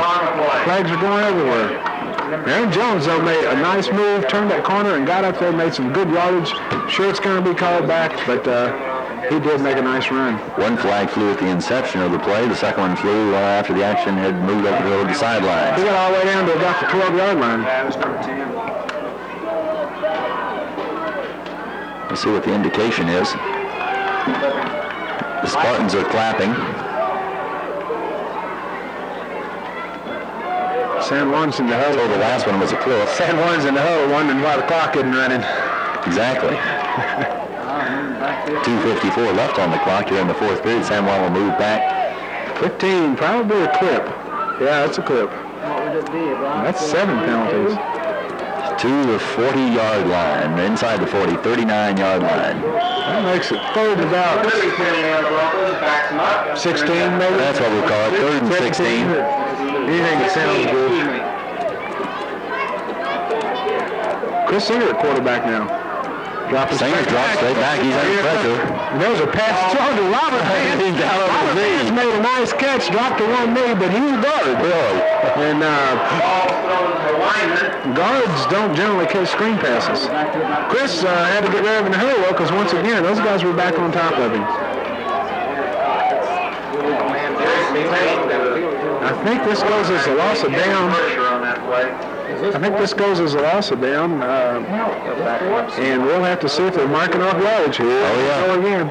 We were 3rd and 16. We'll add 5 to that. Now it's 3rd and all the way to Blanding to get a first down. 76, Robert Vance. We'll just say 3rd and 21. We want to agree with our scorekeeper here as we try and keep each other. 4th and 21 with a loss of down. Chris Singer back to punt again. We'll see Chris punt. The Spartans are going to pressure. And it's a high snap. Nice punt. Away. Nice kick down on the right side. Picked up. Get the ball still loose, and it looks like number 4 for Emery County's Dell Stilson recovers that fumble. Bradley had it and right in and out of his arms, and Stilson was there to make the recovery. Could have been disastrous. There was a Bronco right there, too. First and 10? Well, late in the game. 2:10 left to go. First and 10 for Emery. Go ahead. Broncos covered that kick extremely well. We're going to see I think we're going to see an umbrella defense here. We're going to see probably as many back around the 50 as we're going to see at the line of scrimmage. Emery will set up first and 10. And they're all on the 25-yard line. One. They have one man rushing. Let's see who they're rushing this time. Sean Roper will drop straight back. Here's Pugmire streaking down the field. He wants Pugmire way over his head. Oh, almost intercepted. Chris went back. Chris would have had a perfect interception. He really should have had that one. And he knows it. Yes, that's the thing. Those kids know it real quick when they should have had the ball. That time, Emery's really predictable. They've got Pugmire as the fastest man on the team, and they're sending him deep every time. Still a long night here. These kids have to be getting really tired. 1:42 left. We had a lengthy halftime, and then we had a delay in the first part of the game. The game's gone a little bit longer, actually, than the forecast. Jens Nielsen now playing some defense. Jens Nielsen, David Lee, both in. Roper wants to throw over the middle. It's batted down by number 77. Right through the hands of Lon Cook.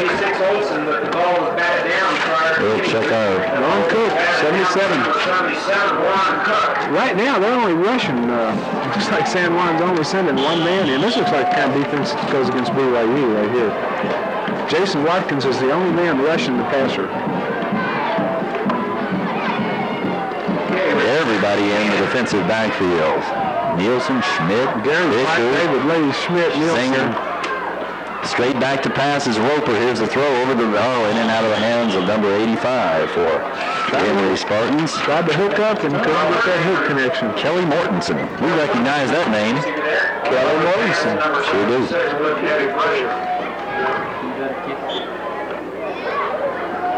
Fourth down. Minute 31. We've had the ball changing hands a lot here in the last 4 minutes of this ball game. 20-6. The Broncos on top. More than likely they will ace a victory into the books. What's on tap next week for high school football? I think we have a big one next week. Next week is one of the big ones. Let me get my book and ask me that in the next series. Monticello San Juan. That's what I. Oh, that's right. That's right. I only need to look. Monticello will be playing San Juan in Blanding. Roper straight back. He wants to throw, of course. Here's the pass. Oh, almost picked off by the Broncos. Number 46. That's Mike Bowers. So we'll change again. And I think next week we begin our... We also begin our coverage of Whitehorse. Whitehorse Raiders. Yes, we do. We might mention our BYU coverage begins in a couple of weeks against, I think it's Washington. We're looking at BYU Washington. That's our first game for the Cougars. The Dallas Cowboys, of course, they also play at Washington on Monday night to start their season. The Redskins, we pick them up the next week against Cleveland. Here's Singer, the quarterback. He'll be sacked for a loss of 10 or 12. The linemen are standing back. They're still standing up over there, and the defensive line surrounding Chris. So mark a big loss in the books here in the waning moments of the game. Second down and 20, we'll say. Here comes Jensen to say, Chris, I think the Turners are getting sacked, I believe. Timeout quickly called by Emery. They want to try to get another offensive series going. Well, we've got this timeout. Whether you're building a home, making an addition, or putting up fences, it's convenient to have a building supply stocked with your needs nearby. Dene Lumber in Blanding has a large stock of dimensional lumber, drywall, sheetrock, mud, tape, roofing, nails, and shingles. So you can putter around with a building hobby or go full scale on a major project. Dene Lumber is open weekdays from 8 to 5 and Saturdays from 10 until 2. At Dene Lumber, you can get your questions answered about building materials as well as having the convenience of a local supplier. Dene Lumber is your general building headquarters in Blanding. And Danny, here's something you'll understand. It's time to start thinking of hauling firewood for that fireplace or wood-burning stove. That's when it's nice to have a little trailer, and Don's Welding and Metal Shop offers the lowest priced custom welding and fabricating in the area. Don builds trailers, swing sets, does metal and aluminum repairs, and he has all types of metal in stock with arrivals weekly. Don's Welding and Metal Shop has a mobile unit also so that you can have work done at the shop or on the site. So if you need some custom metal work or repairs, don't hesitate to contact Don at 4th West and 1st North in Blanding or call 678-2612. I'm kind of glad you read that up because, really, to be honest with you, I know the business that Don's in is primary business, and to be honest with you, I hadn't planned on giving him any of mine. Not for a while. We're back to action here. Jens Nielsen, the quarterback, back into the Broncos. The flags are flying. He almost got picked off. They tried a screen pass, but somebody was in the way.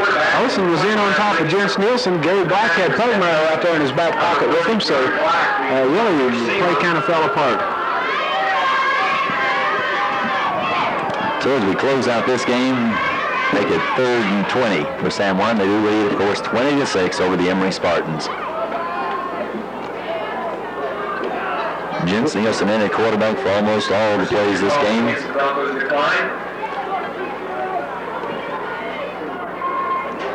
The Broncos will, as you say, return home for a game next week. It's kind of interesting that I don't remember an early game like this, where the second game of the season is, of course, against their rivals in Monticello, the Buckaroos, but I know all the players are already looking forward to it. Jerry Black, Aaron Jones, can you Fisher in the backfield? Nielsen wants a quick pass. Slavens over the nice. Oh, the handle. I think he picked it up again, though, Adam. Yeah, he got it back. He sure did. I think he did that just to scare us a little bit. He's just juggling the ball. Timeout now called by the Emery Spartans after that completion to Slavens. After he made a nice catch like that and put a couple of moves on and spun around, I guess he wanted to show us he could juggle, too. You know, there's a new family in town, and they have a lot to offer the residents of San Juan County. It's the Neighborhood family. Neighborhood Realty is a complete realty company to manage property, listing houses, and rental property with a certified Fannie Mae and FHA appraiser on staff. Neighborhood Solar Solutions offers the Cornell passive solar hot water heater as well. The best the world has to offer, and not to leave out Neighborhood Home Services, a complete home service company. The staff and management of KUTA would like to welcome the new Neighborhood family, and we'd like you to welcome them too. For all the facts, call Larry Richmond at Neighborhood Realty and Home Services and Solar, 678-2850. This family has something to offer everyone. While we've got this timeout for a moment, we'll take a break. We'll be back here in Castledale in 30 seconds.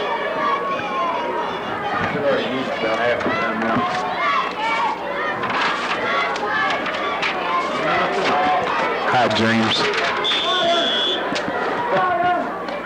That's it. Hi, Mom. Everybody needs to say hi, Mom. Really.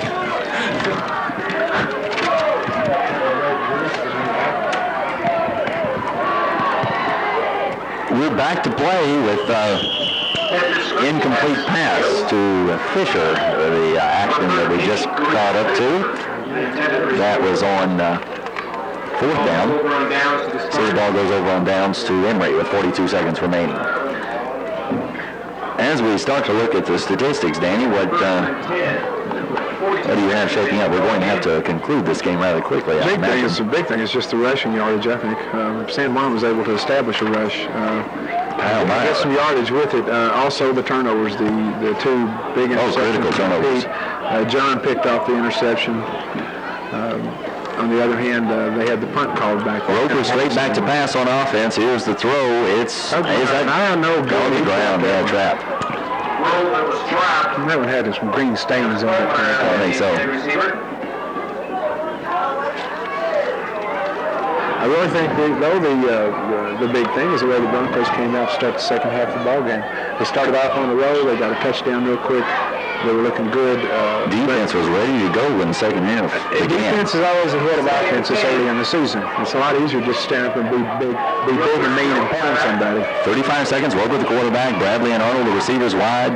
Roper drops straight back. He's got it back over the fumble. Let's see who has it. Looks like maybe Emery County might have. Who thought the Broncos got that one? Lauren Cook gets up and pats Mathis on the shoulder and says, "Nice play." He recovered the football. Timeout again. Timeout for the Emery Spartans. That should be out to do it, I would imagine, for their timeouts. And while we've got that timeout, I think you and I would like to take a break, so we'll...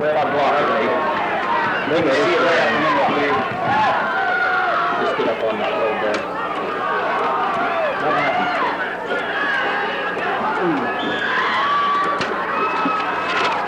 intended receiver out there, number 8, Bradley, just over his head. Back to action here in Castleville with 21 seconds left to play during the timeout. Roper's long pass overthrew Bradley. And that brings up 4th down. You know, we were talking about big plays. I think the one that might have just broke Emery's back completely was the touchdown pass from Jason Tate down to Kyle Meyer. You know, they were looking for Jason to roll out 37 yards out, and he raised up and fired a strike. 21 seconds. Roper drops straight back. Not to interrupt your thought, but he wants Pugmire, and it's once again out of his reach. Well defended once again by the Broncos. Fisher and Singer both back there with Daryl Pugmire. And it looks like it's first down for the Broncos. So once again, we've had more balls go over on downs than I've seen in the whole season of football. 1st and 10. 15 seconds left to go. The Broncos on offense. This will about do it. 20-6 the score. Jens Nielsen, the quarterback, almost all the way. Gary Black, Aaron Jones, Fisher and Schmidt are wide right and left. Backs in the eye behind Nielsen. He'll hand off right away. First man through for a yard or two. That's what he said. Let's get it over with. The clock will count down. Here comes the gun, everybody, so be prepared. Here we go. That's it. That's the ball game. That's the ball game. The San Juan Broncos win 20. The Emery Spartans 6. The first victory goes in the book for the Broncos, and our season gets off to a successful start. We'll take a break here for just a moment. When we come back, we'll wrap this one up.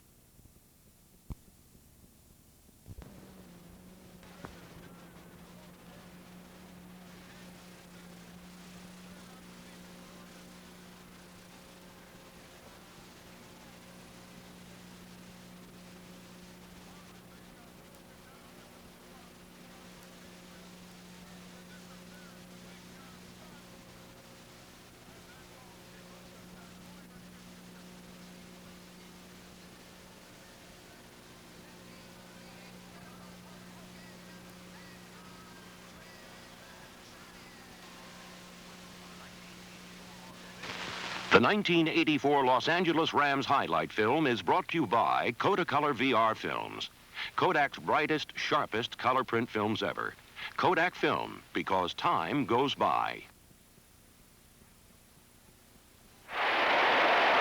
A record-setting crowd watched the Rams play the Giants in the first playoff game in the history of Anaheim Stadium. At running back, number 29, Eric Dickerson. For L.A., it was their 10th playoff game in 12 years. It also proved to be their final game of the season. They're kicking towards the sun, so we don't have a sun problem. We're going to left with the football. You knock him down. What's the key? Run!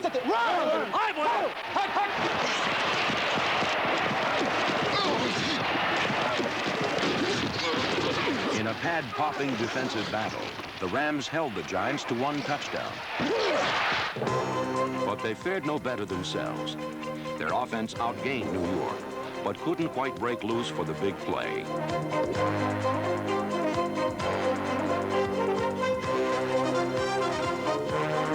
Appropriately, LA's only touchdown of the day was scored by Eric Dickerson.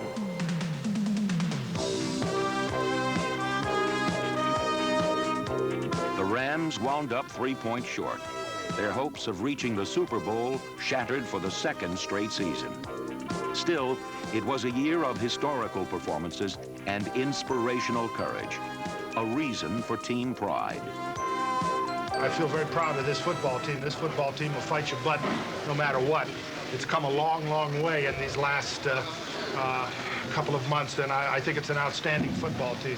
We want very much to come back and try again. We're 0 for 2, but you got to admit we're getting closer.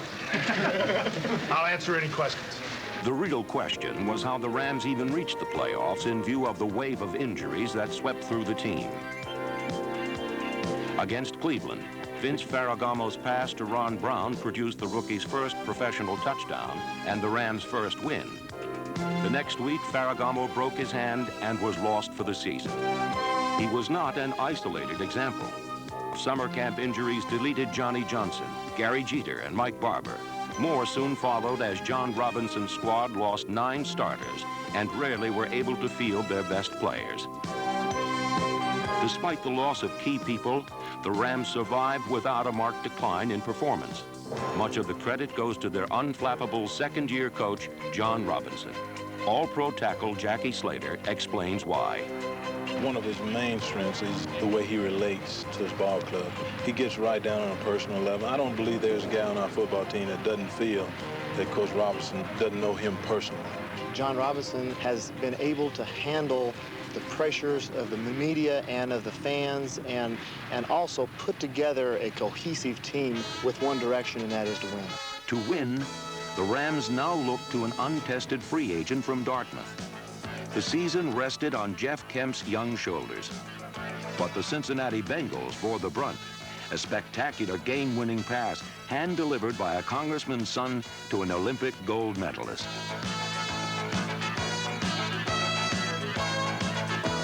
A botched onside kick with just 2 minutes left sealed the Rams' second victory.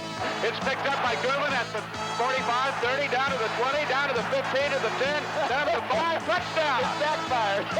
It backfired, and Mike Goodwin ran up and fielded that thing at about the 45-yard line and returned it for a touchdown. If Goodwin's gift seemed unusual, it was nothing compared to what took place a week later against the Giants. The goalpost fell there. Well, I'll be darned. The goalpost to our left has blown over. So there's an NFL first, I think. But we've seen quite a bit this year, haven't we? We have seen some unusual things, indeed. Still to come was a record 3 safeties in 1 quarter. It's blocked again, and it is loose ball in the end zone, and it appeared to be Norwood Bass who got the block punt. And the Rams got their 3rd safety of the day, the 2nd block punt of the day in the Giant end zone.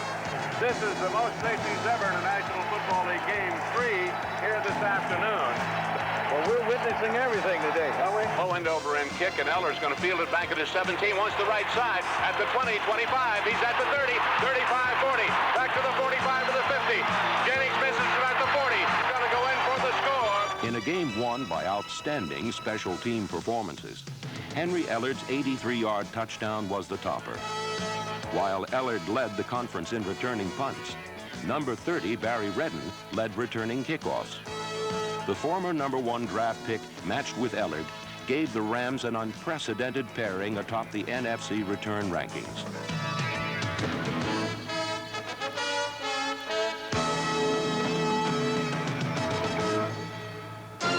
The men who manned the special teams were something special. They ranged from Ivory Sully, number 37, to place kicker Mike Lansford, who successfully hit 18 of his last 20 field goal attempts, including a Ram record 13 in a row. But the most efficient component was the punt coverage squad, an amalgam of bench warmers and starters whose mission was to race downfield at top speed, avoid blocks, then strike.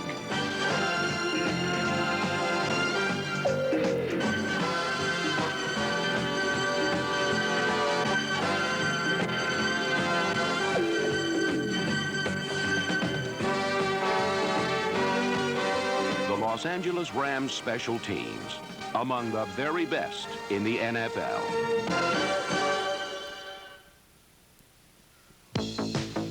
Vince Ferragamo's broken hand was the injury that most affected the Rams, for it placed team fortune squarely in the grasp of inexperienced Jeff Kemp.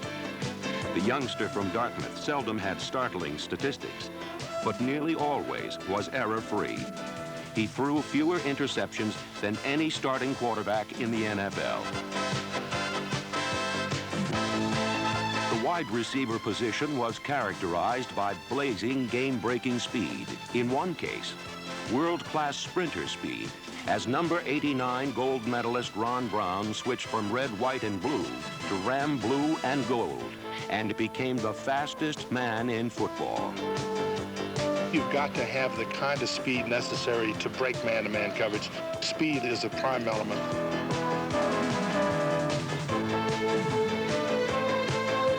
The Rams' 3 primary receivers, Brown, Hill, and Ellard, didn't catch many balls, but when they did, they counted.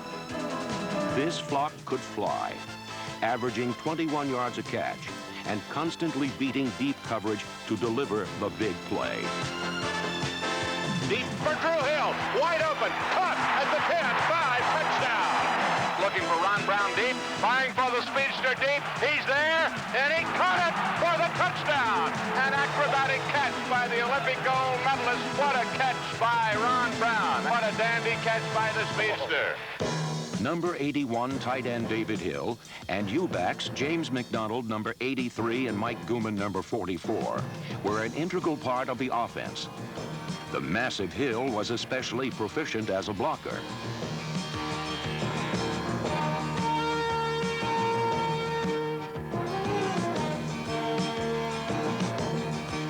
What the Rams do best is run the football, and they run it behind the most talented offensive line in the league. The anchor is center Doug Smith, who was voted to the Pro Bowl. The guards were number 60 Dennis Hara, still one of the best, and number 72 Kent Hill, a Pro Bowl starter for the 4th time.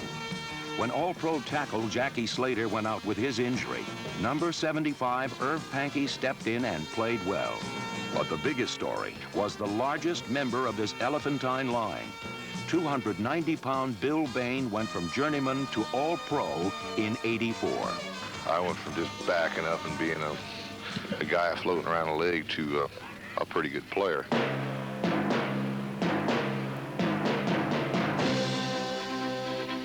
The most vivid testament for the blocking talents of Bill Bain and friends on the forward wall was the record-breaking season of Eric Dickerson.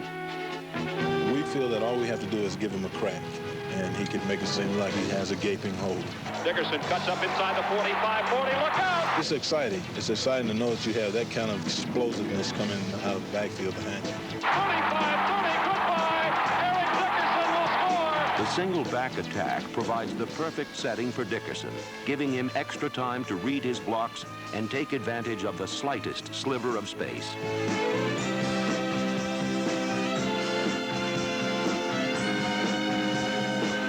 Contrary to Dickerson's dashing space goggle trademark, he has unerring vision, the ability to see the field in front of him in slow motion, get a clear read, then react. There is no greater connoisseur of Dickersonian skills than his head coach, who even rhapsodizes about his superstars' short runs. Most of the big runs just kind of happen. You know, you charge through a hole and bang, you're gone. But those 6, 7, 8-yard runs, boy, there's some great things happen in those.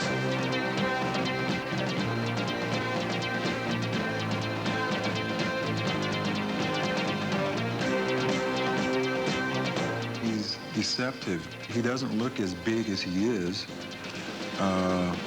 He doesn't look as fast as he is. He has real good vision.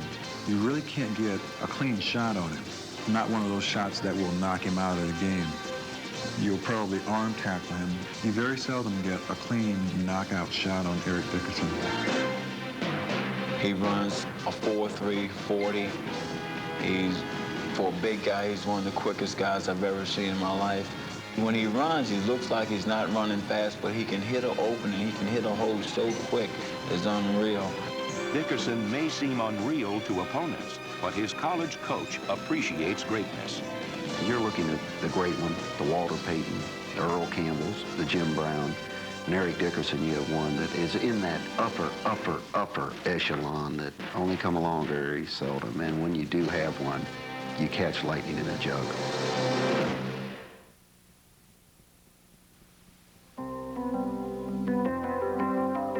Setting off to find America. Gonna take my own sweet time to find America. And everywhere I see people smiling back at me, so glad to be in America. So come take my hand and let's discover the love that we share, brother to brother. Bring America home on Kodacolor VR films. Films as vibrant and as sensitive as the faces and places that bring this land together. And as far as I can see, there's no place I'd rather be than riding free in America. Kodak film, because time goes by. No one cooled Dickerson down in the first 6 games. But as the midpoint approached, he got even hotter. In the Superdome, he rambled for 164 yards, including this run of 66. Here, Dickerson began his assault on O.J. Simpson's rushing record. While against New Orleans, the team began a stunning streak of 7 wins in their next 9 games.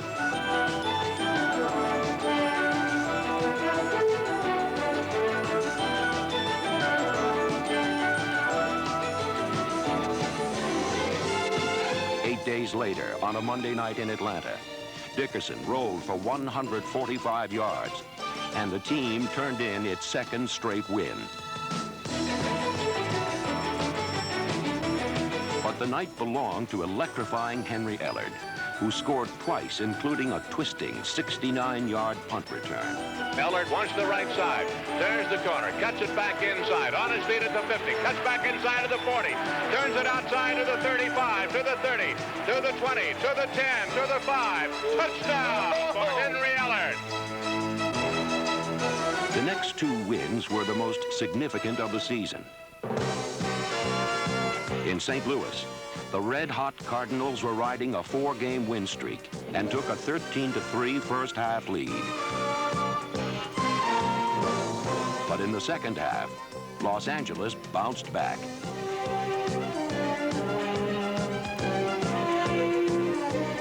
Ron Brown's 52-yard bomb began the comeback. Then, Robinson's patented ball control took over. Gotta stay up on him.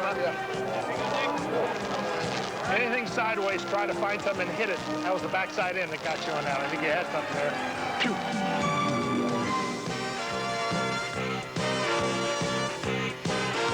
there. Eric Dickerson, averaging 10 yards a carry, racked up 208 on the ground, and the defense shut out St. Louis in the second half. The game came down to the final seconds when Jack Youngblood saved the upset with a blocked field goal on the final snap. Youngblood's clutch play, along with his trio of sacks, ended the Cardinal win streak and prompted John Robinson to call the 14-year veteran defensive end the best football player he's ever been around.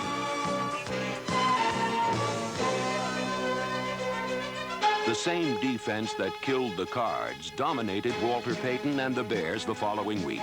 In a replay of the Cardinal comeback, the Rams spotted a division leader 10 points, then shut them down the rest of the way. Once again, the ground game was in high gear. The Ram attack racked up 370 yards and 29 points against the league's leading defense. For the only time all year, the Bears' ravenous sack pack went hungry without a single sack.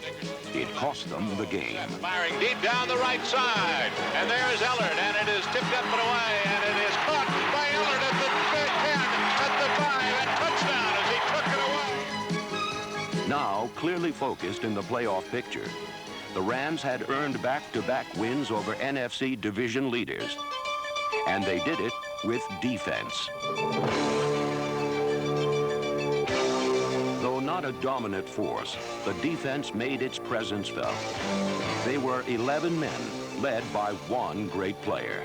That's been the motto and the focus of our defense all year long. 11 people going to the football all the time, no matter where it is on the field. 11 men to the football at all times. An apt motto for this group. Nowhere was it more evident than against the run, where opponents were fortunate to simply reach the line of scrimmage. LA's defense shut down enemy ground games all year, burying ball carriers under an avalanche of blue and gold.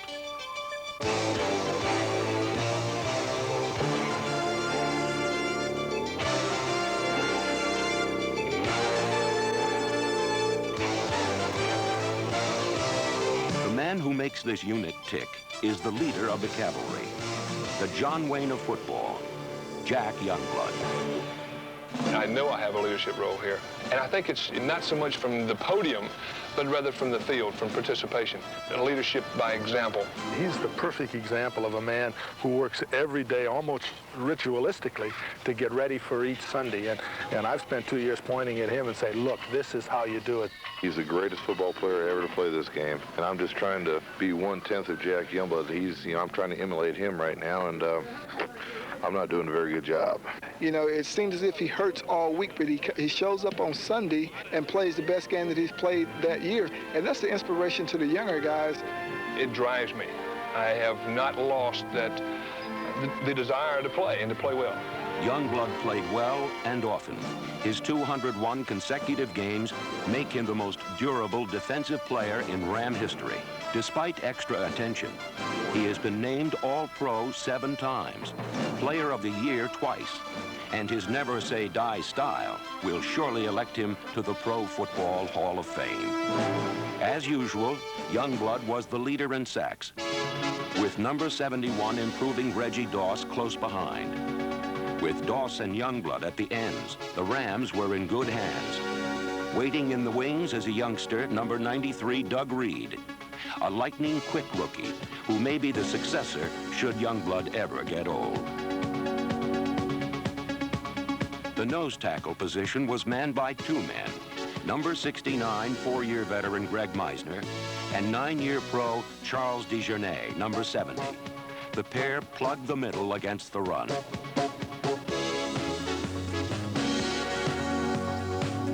The starting linebackers were number 58 Mel Owens on the left side and George Andrews, number 52 on the right. Mike Wilcher, number 54, showed promise when Andrews was injured.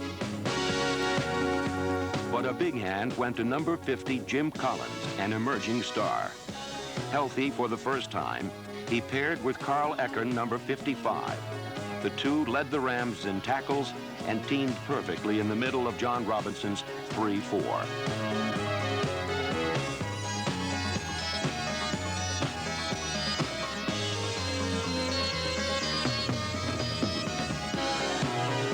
The Rams' revamped secondary was noted for its physical style of play.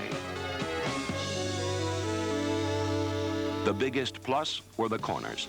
Number 47, Leroy Irvin, and 3-time Pro Bowler Gary Green, number 27, who came from the Chiefs in a trade. The most pleasant surprise was the performances of safeties Vince Newsom, number 22, and Eric Harris, number 26, a converted cornerback. This was crucial because the Rams lost a pair of all-pro safeties to injuries. Johnny Johnson, number 20, went down early, returned, but was not quite the same. Then, number 21, Nolan Cromwell, suffered a knee injury that deprived the defense of one of the game's finest athletes and most honored performers. Fires up to the right side, intercepted. Picked off on the left side by Nolan Cromwell. He's going to go in for the touchdown, and does. And the Rams score again.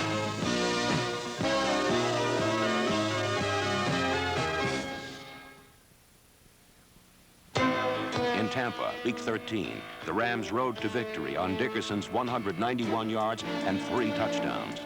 Big hole, 30, 25, he's gone. Eric Dickerson right up the middle. Wow, he is awesome. With the 1-point win over the Bucks, Dickerson stayed in pursuit of Simpson's rushing record, while the Rams remained on course for a wild card berth in the playoffs. A week later, the Saints were picked clean by an aggressive defense. Todd on 2nd down and about 17. Blitzed and fires it, intercepted by Leroy Irvin. He's going to go for a touchdown. He's down to the 20. Paced by 5 sacks and 4 interceptions, the Rams exploded for a 24-0 lead. Then, led by Henry Ellard's 2 touchdowns, hung on for win number 9.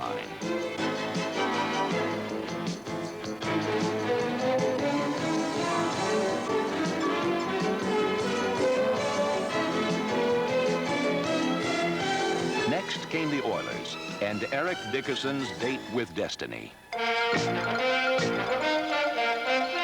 Against Houston, Dickerson strode into history with style, eclipsing O.J.'s record with a career-high 215 yards.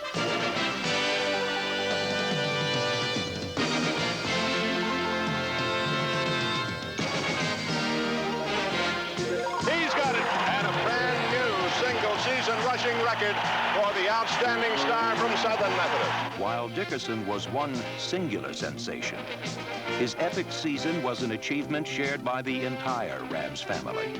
For on this team, there is respect between players, rapport between players and fans. It's all part of the atmosphere that is the Rams family plan. The spirit that abides at Anaheim reaches from the fans right to the top. Owner Georgia Frontiere. It's felt by every member of the team. It stems all the way from Georgia Frontiere, all the way down through Coach Robinson, is relaxed atmosphere, fun-loving. That's the approach. We're going to have fun, but we're going to do the things that's necessary to win the championship. The whole team, we have such a positive attitude. It's just terrific. There's a link between all of us, and we truly feel like we're all related.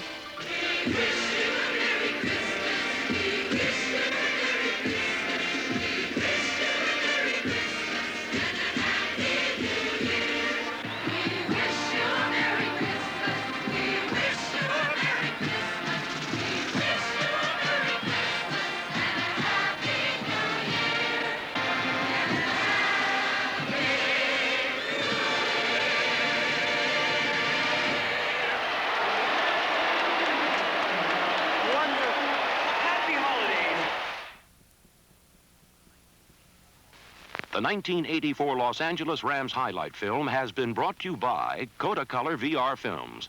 Kodak's brightest, sharpest color print films ever. Kodak Film, because time goes by.